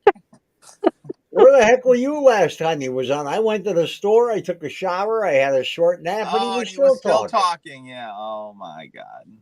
Who's crying? No, No, no. he remembers. It's good to it's nice to know that he remembers everything because Yeah. it's clarified a lot of things even from when me and when Clara lived there. Right. You know, we were told, well, I'm still going to get KG Reese if he'll ever call me back. Got to just drive over there. That would be really, really dumb considering he's never, ever on the property. He's Oh. always out somewhere working. Okay. Because, I'll do that. I got the van and everything, and just pack it right in. No, I want Charlie to tell everything he knows because listening to him is, I could sit back and listen. Oh, there he is right now in the chat. I could sit back and listen to him. Right. Hi, Charlie. Hi, Charlie. I want it to be like you. You don't want to be like me. Well, you're too nice of a guy to be like me, Charlie. When he talks and he tells everything, and then you get specific, you can piece it all together. Charlie, why don't you write a book about your times there? Yeah. Let's get some more stories about the house. Incredible. What I wanted to know about those eyes, like he said about the eyes. Oh, yeah. Were they 5 feet off the ground, or were they on the ground like a cat went by? Because that makes Laura, a big. she saw the same type of thing. Were they floating eye level with him, or were they down near the ground? It's 3 pages long. Because if it was eye level with us as people, that would be what the hell is that? But if it's going along the ground, it's some animal, probably a cat getting them back for throwing them out a window. Oh God, I almost choked because I was drinking it down the tin wall. I'm so you know what sounds good right now? Tim Hortons. What if I could get my? It's too late. She'd have to go all the way to Olean.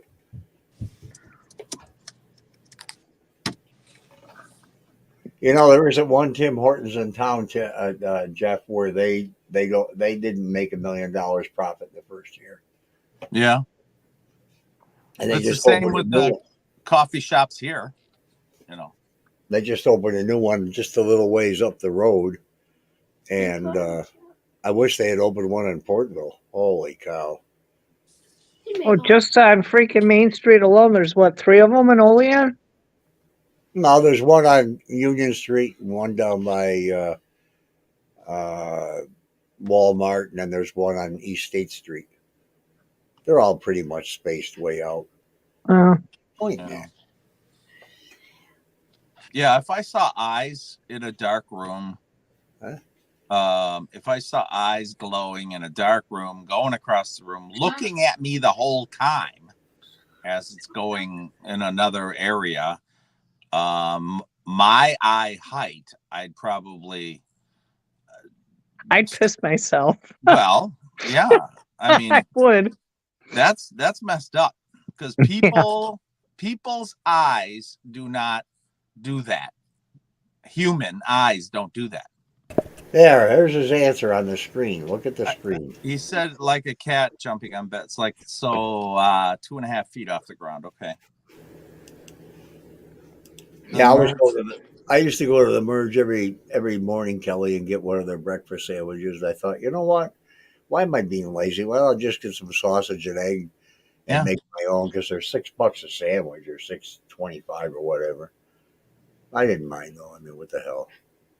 Yeah, if you got the money, fine, But if you don't, oh God, Yeah, $6 a day just for a sandwich is nuts. When it's you a can lot make of money. you can make a dozen of them for $15. Maybe if you were retired, you had nothing to do, and you go there and you could sit and eat to try to get some kind of enjoyment and maybe even talk to people where, let's say you have to go home and you don't have anyone to talk to. And so, you go to a place and go eat something cheap and then talk to people in the neighborhood. That I could see that, When everybody's there on the 22nd, we all go to that restaurant in Cuba and order from the wall menu. Oh, God in heaven. And then see how many of us they don't give our breakfast to. You'll just get toast. I'll get toast. That's all I'll get. You got to break your neck to read that. You do.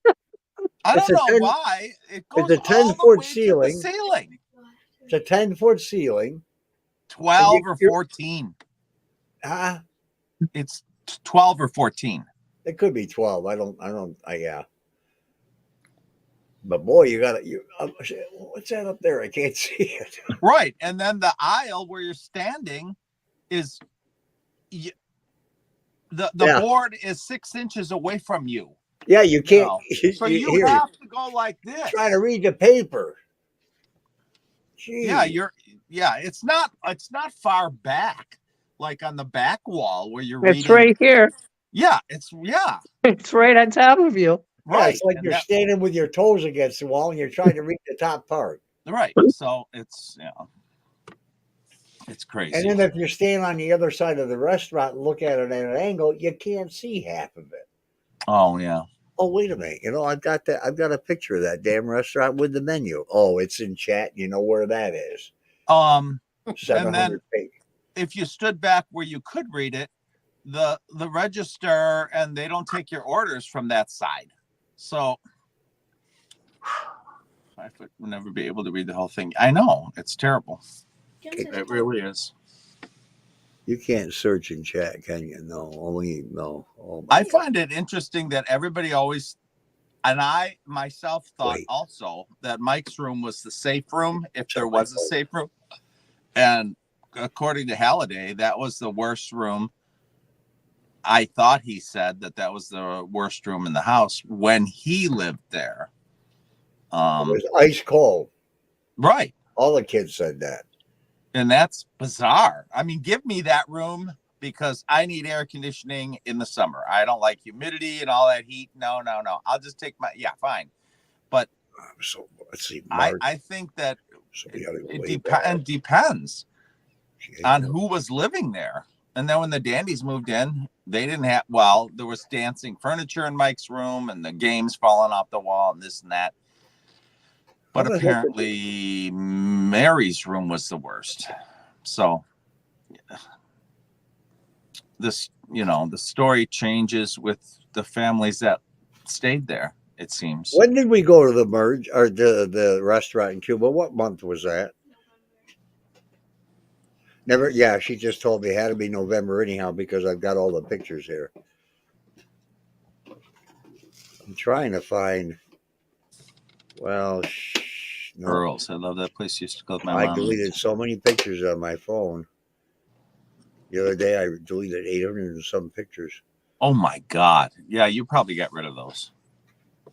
I mean, why would you keep pictures of a nightmare? I thought it was terrible. I'm sitting here eating my food, and I'm kind of like going real slow because I'm waiting for the waitress to bring the rest of his. He got no eggs. He got no anything. Nothing. Just the toast. Here it is. I got it. I got the picture. Just the toast. I'm like, if you were out of money, just let me know. I'll pay for it. What the hell is this toast crap? Fuck, we could just buy a loaf of bread down the store and you can eat that on the way home. The same price. There's the menu. Yeah, it goes way up to the ceiling. Yeah. It's crazy. And there's no place to stand between that and the cash register because you got a bunch of shirts hanging there. You got people at the register and there's no room. Right. So you have to turn your back and bust your head off to look up. What's the name of this place? I forgot. Horrors from Hell. It was I made a 17-minute video, a 17-second video of that. Because what'd the guy say to us that came in? I don't know. He was talking to you. I don't know. There was a guy sitting right across from us that was bothering us. Maybe I was talking too loud, though. He was probably pissed off everybody standing in front of him. No, he was sitting in a booth across from us, right, Paul? Yeah. I don't know what maybe he was on something. Well, he was a little strange. Well, but the worst part about it is I don't like to go to a restaurant and I couldn't understand what they were selling because it wasn't like an English muffin with egg and ham and cheese or something, you know. It had to have the special words, you know, some kind of You're in Cuba. They didn't even have white toast anywhere. Right. They didn't have toast with any breakfast menu on the menu because I had to ask her, can I get salt rising toast with my eggs and sausage? Oh yeah, sure. And they brought me the toast and said, "To hell with the rest of it." Yeah. Kelly knew the name of it. What was the name of it? Copper something. Okay. Nancy's quiet. Nancy likes to listen. And see, I don't know what salt rising bread is. I mean, where are we? Okay, you never heard of that. And what did you never hear about earlier tonight when we were talking before we started the stream? Something that everybody on the face of the earth knew except you. What was it? I don't remember. You live in a box. I swear to God, you live in a box. I've never heard of salt rising bread. I don't know. Really? Yes. Are you from here? Yes. You shouldn't be walking around.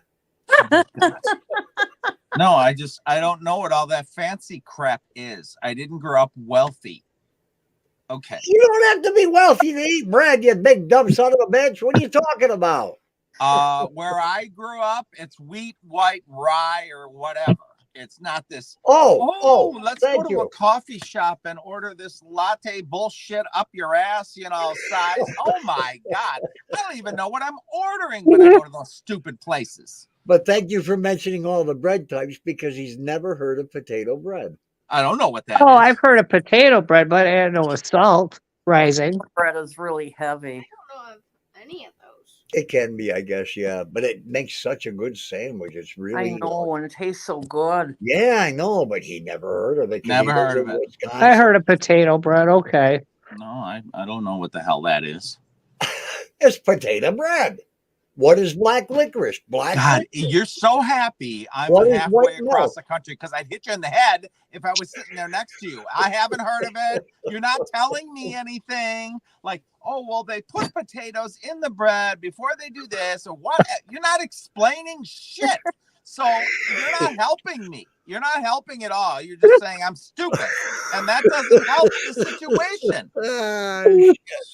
So that's why I wish I was next to you so I can hit you in the head with something. Fuck. Link, you're always such a treat. Mm-hmm. What's the main? Who's the main? Who's the? You don't want to ask me. Who's the main? I agree with Link though. Crawl spaces are in the basement and attics were upstairs. Yeah. Everybody knows that. No, not around here. Oh. There's a picture of a loaf of potato bread right there. Look at it, go to your grocery store, buy some, eat it, and then shut up. Well, can't you just have fries? What? Fries? What the frig does it have to do with bread? What does potatoes have to do with bread unless it's in there? Shit is brown and lumpy. I don't know what yes, that it means. is. What is the potato bread? What? No, it's kind of yellowish and fluffy. Oh, wait a minute. Christy just asked, is that vape a geek pen bar? A geek bar? What? Yes, it is. What the hell's a geek bar? Uh-oh, I'm going to get in trouble. I never heard of it. He didn't. I can't smoke inside the house, so I do this. Mm. Hey, this isn't coming. Oh, I get it. I get it. I get it. Yeah. I made a knot in my brain. My They doctor are told the me, best vape. my doctor told me do not. He said, if you want to continue smoking until you die, which you're going to, do not vape. He told me don't do it. No, Yeah. it'll give you too much moisture in there. You got Yeah. COPD. Yes, I do have COPD bad. My mom has it, but she quit smoking after she had her Widowmaker. And she just stopped that day, never did it again. Yeah. I'm using my wrong hand. You're using your wrong hand? Yeah, I'm using my right I hand. quit cold turkey in Make up your mind. 1986. Yeah, that's what my 86, mom had to do. I didn't have to. I just ran out of money. Yeah. Oh, This is that would work too. I hate them. I'll be honest with you. I hate them. There are times when I enjoy one, but I hate them. Vaping potato bread is the best thing. I, Who said that? Jonathan.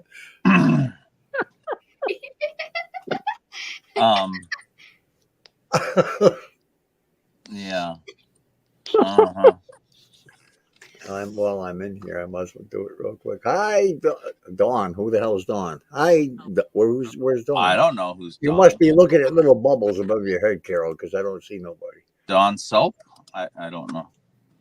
Some Dawn person was here, I think, right? No? I see a Christy Blue. I don't know who that is. I'm 35. I quit 2 times, turkeyed both times. Wow. I quit 3 times turkey, and the last time, well, the first time I did it was for a year, and then weird. wait a minute, hang on. I got You are such a pig. I thought Papa spilled. I'm trying to do something. That cold turkey business, that's what my mom would say. And I'm like, what is Bye, Link. Did he Not fall knowing out? Did he disappear again? Bye. Okay, here's the nice thing, you guys. He's in the back room. We can talk about him. He can hear us, but he can't say nothing. So you can say whatever you want to him right now, and all he's going to do is say, God, sorry. But we aren't going to hear him. I won't do that to him. But who's he? Are you talking about me? No. Yeah. I didn't kick myself. Paul probably did it. No, I didn't. I was putting a new timer in. What am I doing? I don't want to do that. I don't want to do this. I don't know, but a lobotomy sounds in order. We should take you to one of those insane asylums and walk through it. There, Christy. Hey, Christy. Hey, Christy. Jump on that stream. Jump on that link. Click the link and come on in. Christy. Christy. Yeah, Christy. See her name there? Christy Blue? No. No, I don't see the chat today. Oh. If I do, I get bounced off.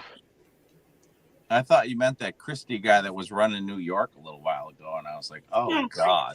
Christy never was in New York. He was in Jersey. Close enough from where I live.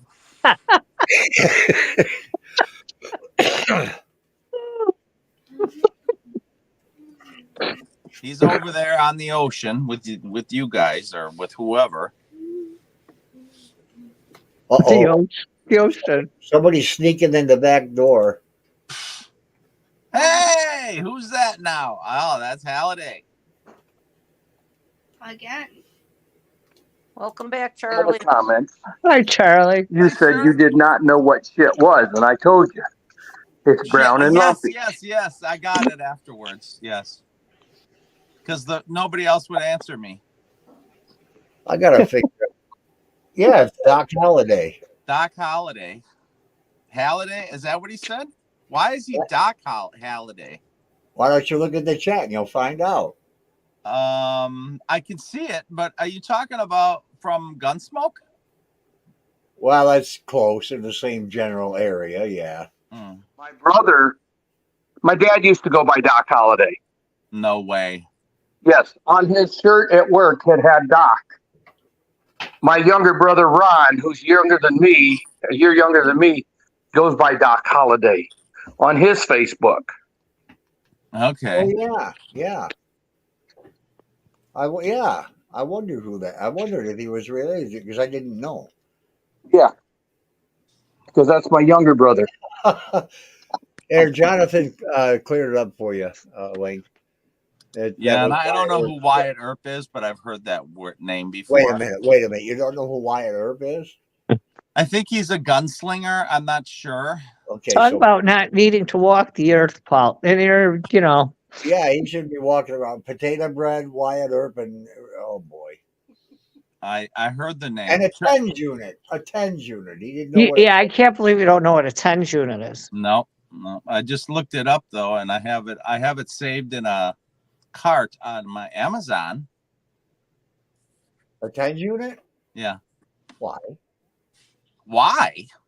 I'm in Why so much pain, and you ask me why?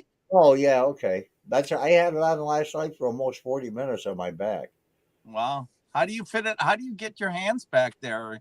Are you like an alien or something? Right here, where my shoulder hurts. Oh, I thought all the way down the back. You know. Yeah, I was in the middle of my back. I was playing contortionist. So okay? So you're not explaining things right. Okay. Not to put one of them pads on, you can't. You should really put one of those right up your ass. But What'd you say? I said that you put it on your shoulder. You didn't put it on your back. He did not. You did not say shoulder. I said, You know I what? know where you should shove one. Here. Yes. Sophia and I are going to do the 10 unit challenge. We already tried it. You put one in one part of your arm and the other part of your arm, and then when you turn on a certain pattern that you want to do, your hand will do all this, and you can't control it. And we're going to try and drink while we got the 10 unit on. 10's unit at the Danny house. Get jiggly with a ghost. Only in the shower, Jonathan. Only in the shower. That shower's disgusting. It is. Why do you gotta wash it out? You got to wear flip flops in there. I wash it out. I wash the floors. Oh my God. I bring the Hoover. It's disgusting. The shower's got pink in it. Does it really? I wonder if that's from the water. Could be.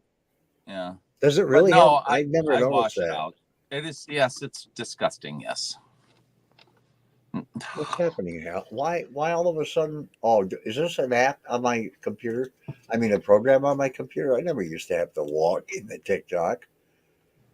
I wanted to see if I could find that one guy that. There it is. It is. You go find your guy, and I got to ask Charlie something. Go ahead. I'll be looking for someone. The color of the eyes that you saw was what color? Just glowing. Glowing. You know, like some cats, if you hit them with a flashlight and they're in the dark, how their eyes will glow, goldish glow. Okay. Let me see if I can find that guy, honey. Yeah, and it was just like the cat was jumping from bed to bed. I know. We didn't have that many beds in that room. Oh, wow. And it was more closer to the stairway, freshly in the room than it was back towards, because most of our beds were on that wall. One was back towards this window, and one was back at the wall on this side. Okay. Yeah. So, I mean, my brother Ron was over in the bed to the right side as you walked in the room. Okay, yeah, yeah. So, all we seen was look like a cat jumping from bed to bed or just jumping across the room. I just called them glowing eyes. You know, something glowing. It wasn't red. No. Okay. It was like I said, like you take a flashlight and you hit a cat's eyes in the pitch dark, and you know how there be like goldish looking. Yeah. Okay. Yeah. All right. All right. Yeah, I'd still freak out, especially if you didn't have an animal in there. You know. Maybe that's what scratched my face. Our cats mostly stayed outside. I think we only had one female that actually had kittens in Mike's room, as you guys call it. Okay. They didn't last long. Oh. Every so many days, one of the kittens would disappear, or we would find it stiff. No, it wasn't from us throwing them down onto the metal. I know that's what you were thinking about. No, I just Clara had the same problem. A lot of her animals would just die in the house for no reason, I guess. We had two dogs. We had King, who was a mixed black. He was a black dog, was mixed, and then we had my sister Mildred's dog, who was Lassie, was a collie, full blood collie. And one day, Mr. Bosey come walking up with blood all over him and Lassie in his arms. And Lassie, actually, he was out cutting the hay, and you know those arm out layout sickles that they used to use to cut hay. Well, that's what he did. He cut off two of her legs. Did you say? Did you? What is this? That don't look like me at all. Did you see Jonathan's comment? Yes. He said, "Charlie, those are the cats you were that you tossed out the window or off the roof." Down to 10 in the hay. Here, this guy. This is what Sophie and I are going to do with the 10 units. So watch. Oh, goodness. Lord have mercy. This TikTok challenge shit. Listen. So I just get off work for a 12-hour shift. Char wants me to try this fucking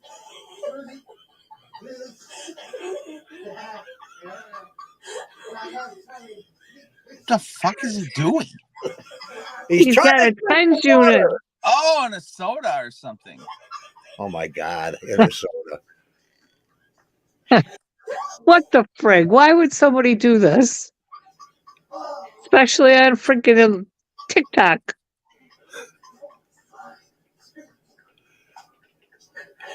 That thing on my back. He's trying to drink with a 10 unit on his arm, and it makes his arm jump all over. Hi, Corey. Yeah, I used the 10 unit on my lower back. It's a medical thing. Age-wise, you know. You guys were talking about smoking earlier, quitting and doing all this kind of stuff. In '85, I put a 4-pack a day habit down. I was in the Army and I was running. And the worst thing about it was, after I put it down, I coughed and hacked and couldn't run as far without a cigarette. That's right. And I went to the medics to find out why. And they said, because your lungs are clearing up. Yeah. All that stuff you've been putting in with cigarettes since you were 19, that's what you were taking out. Yeah. Yeah, I know. Oh, no. I ain't tried it that way.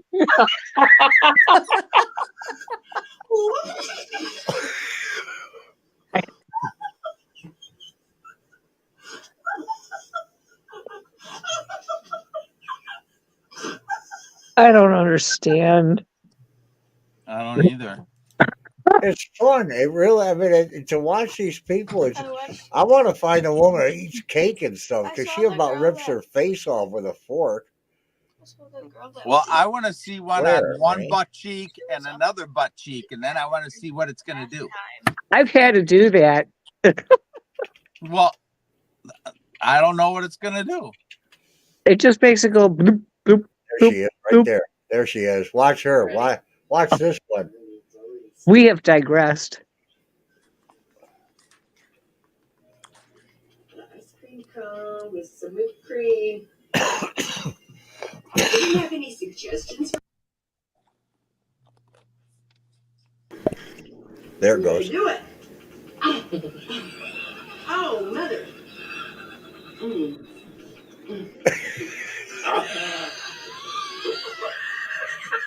Ah!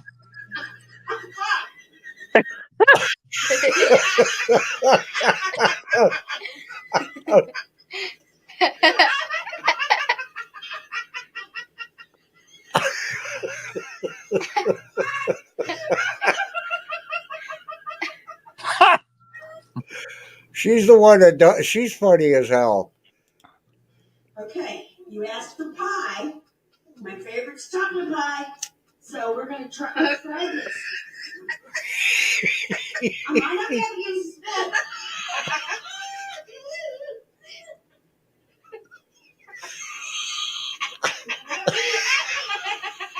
Oh my God. Use your mouth.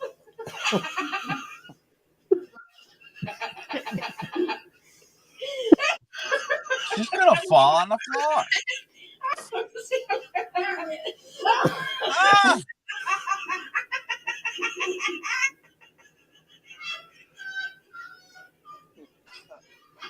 Should I bring my cans in it?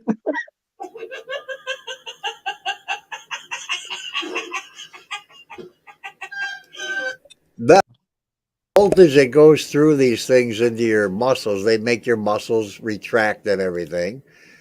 And I mean, they're really good. We had a suggestion for pasta. So we changed up the Jonathan said, "Why can't we do that?" we're already doing the floor because I like to keep my eyeballs. I have Yeah, to work. really.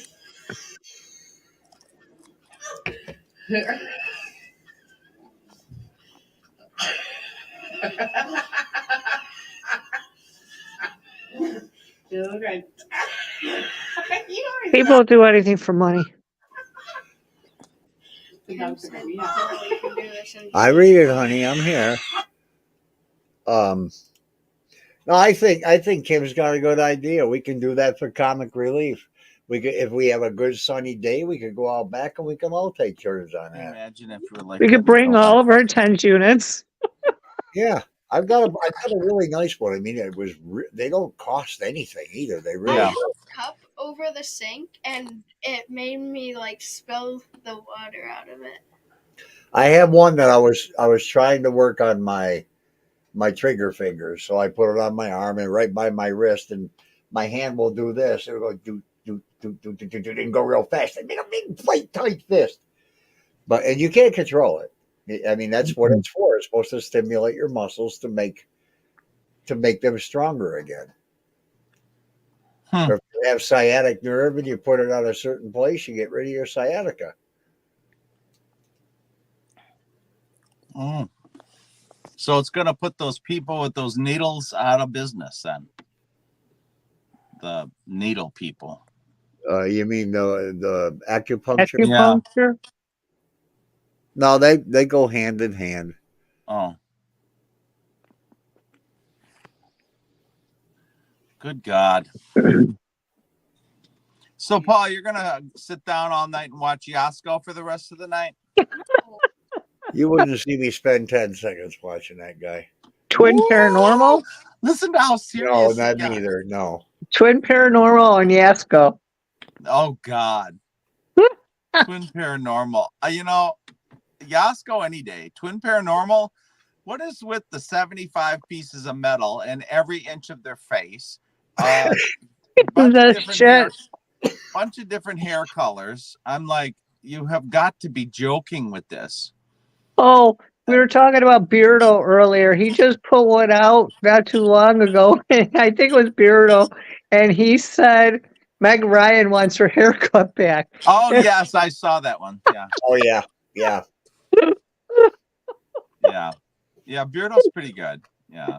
But he doesn't even like doing Twin Paranormal, and people keep asking him to do that over and over. He just did a Paranormal Sins on him, and I could only watch like 10 minutes of it, and I had to stop it because it was so annoying. Yeah, it is. And I guess they're 30, and they talk to each other like they're 17. Oh, look what that was Sam and Colby, wasn't it? The one that said something really bad about the owner of the place. She was going to come back and give them all I got a younger lady here. I'm not going to talk the way they did. I remember when they did that to Brian Q. Huh? I'm reading a message. Why would Sam and Colby talk bad about the owner? You're asking me why somebody like them would say something bad. About Nunez? About the owner of the Conjuring? Is that the one we watched? Yeah. Well, I watched doubt it. they would do that. We watched it together. The owner came back and said, "How dare you?" Because they were recorded. They broke the statue. Oh, that was the house in Ohio, a Oh Belvedere yeah, house or yeah, And that who something. was was a that? different That place. wasn't Sam and Colby, was it? Or was it? Yeah, years ago when they were young and stupid. Yes. Yeah, Called the police, Jonathan. Yeah, and the one guy said something about how the owner was going to come back and do a favor for her. Yes. they Yes. apologized to her though. Well, they had Right. no right to say that. No, Right. didn't they call her a C word? Yeah, yeah, yep. Oh.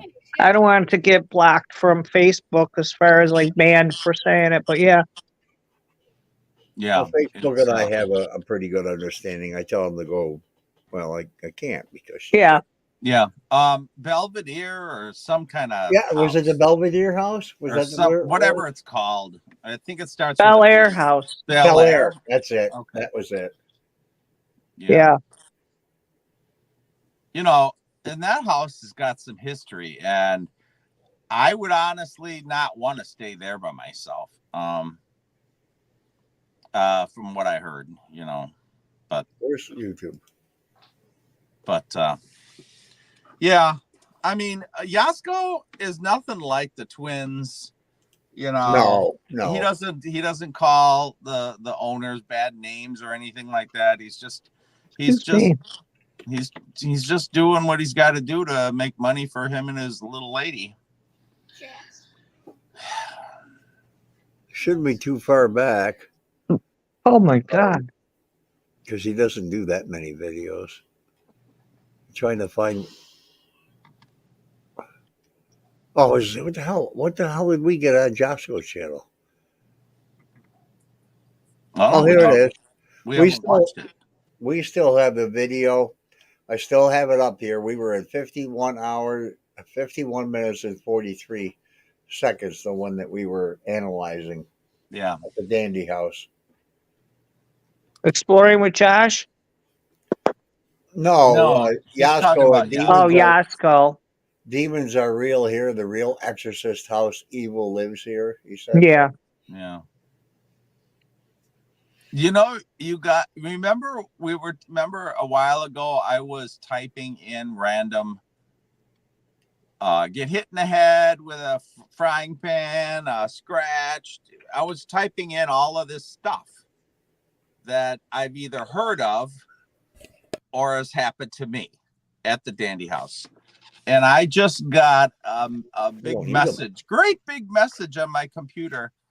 You're breaking the rules with hit in the head with a frying pan. And do you want to leave it or do you want to take it down? And I went, leave it. So I thought that was funny because it picked up my hit in the head with a frying pan. You know, the algorithms. Yeah, their algorithm is getting. Yeah. It's getting more and more.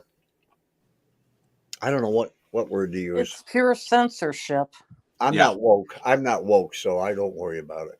But when you're discussing things that happen, you can be saying real things that happen and they're bad. It's not. Yeah, you're just relating to a story, and Right. away they're So jumping on you. that's why I don't like these automatic things. Well, that on Facebook when I was taping the pond, which I call Clara's Pond, and then I still don't know what there had to be something else because there's something.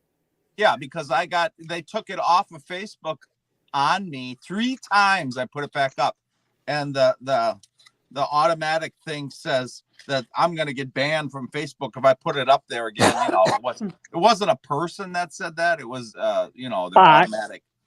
But I'm like, birds are what was that called? Copyrighted or copywritten, whatever. Oh my God. Yeah, there was nothing. I watched. I put it on my. Remember, I downloaded it from mine, I think. And then I put it up. I've never had a problem. Yeah, they finally shut up about it. I put it up again after you put it up, and then I never heard nothing. Have I watched? Did we watch any of this Project Fear demonic oppression captured at Hinsdale House?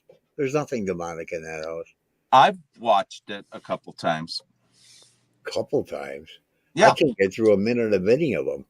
Oh my God. Well, I was now. I was watching 5 to 6 a night, every night. Well, I tried to keep with, the 30, 35, 38-minute ones or something like that.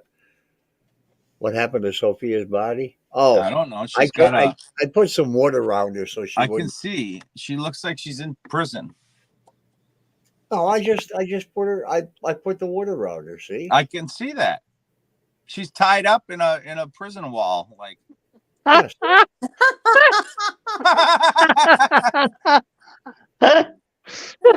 she's assimilated into the wall.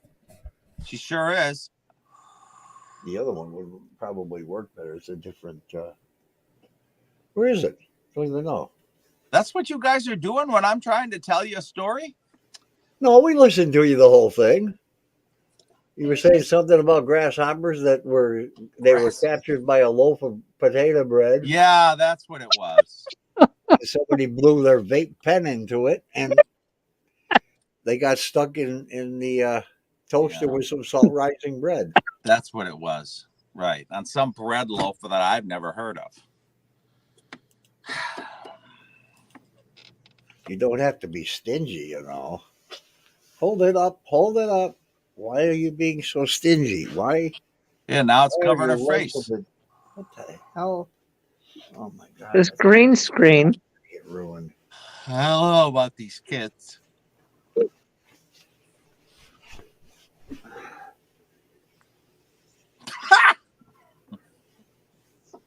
Just that's all you get to see.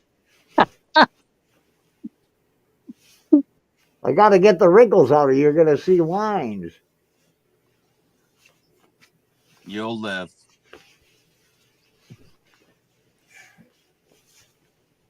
You could be with no clothes on underneath that thing and nobody would know. Now he's here. Now he's gone. Jesus. Oh my God. Oh God. Yeah. This guy has too much time on his hands. Too much time on your Video of hands. this. And to think he needed more coffee. Yeah. I want some Tim Hortons. Ugh. That makes me go to the crapper. Yeah, he had one cup of Tim Hortons, and he blamed the coffee on making him go to the bathroom. Where am I? I don't want to be on here alone. Didn't they make a song by that name? Yeah, too much time on my hands. I'm going to move people around because everything is screwed up. Uh-oh.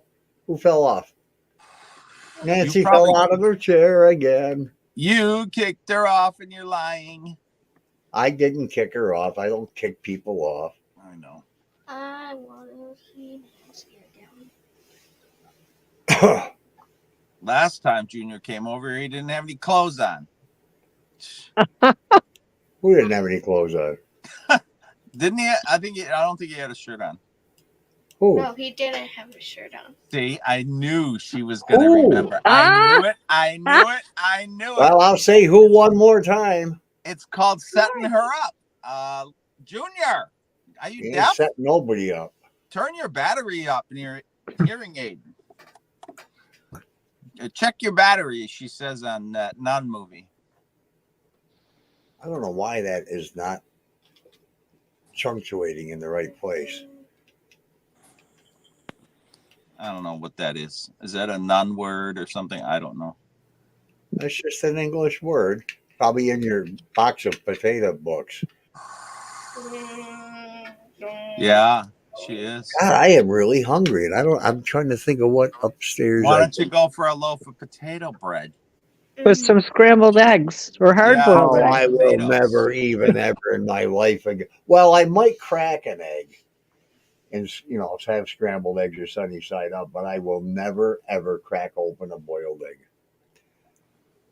You're just gonna bite right into it, huh? I was taking that piece off to put some salt on it, and suddenly I looked at it and said, "What the hell kind of creature is this?" Yeah, every now and then, eggs got that stuff in there. It's just a part of life. You Did you never buy know. them off the side of the road? Yeah, where'd you buy them from? The No, ditch? right at the store. Those were not farm fresh or anything like that. They came from the store. What a sin. So some little rooster got snuck in the chicken coop. I think it was that Chinese guy over in the back room trying to mess with these white people. That's what it is. Every time you see that in the chat, you're supposed to do it now. Everyone say hi to Jonathan. Hi, Jonathan. Hi, Jonathan. Hi, Hi, Jonathan. Jonathan. Hi, Jonathan. That's how when I have a free book that I'm going to give away, it'll be done by the contest within the bot. I'll let the bot pick the winner. That way nobody can say, oh, that was rigged. Right. But you have to set it up a certain way. People have to say things or something. I've seen ones where they have chickens running and then little ducks swimming across Yeah, some lake. Martin did that. No, it's just gonna be Nightbot. It'll be a contest. I put here we go. Where are we at here? I can probably do one randomly quickly. I just got to remember where the hell it is.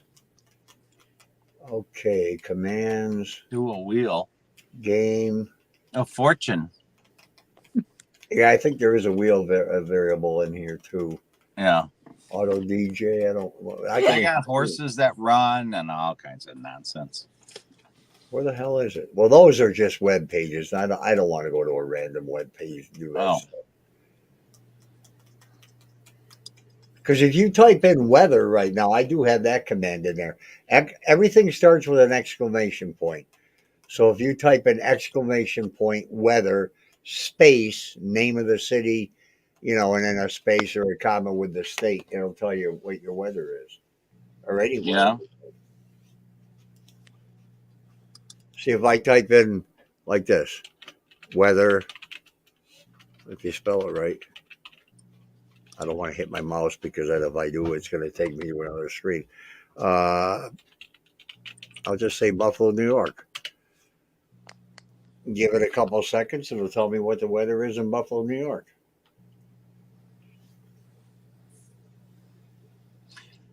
Yeah, Monday and Tuesday is supposed to be what, 70?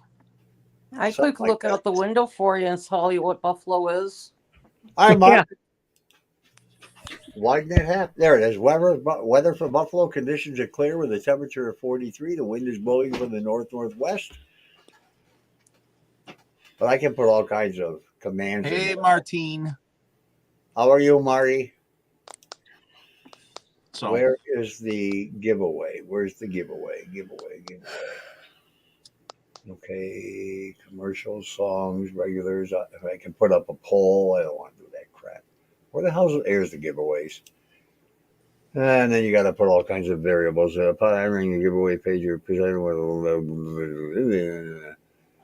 And giveaway types. Active user, keyword, or random number generates a random number between two selected numbers. The first user to type the number in is the winner.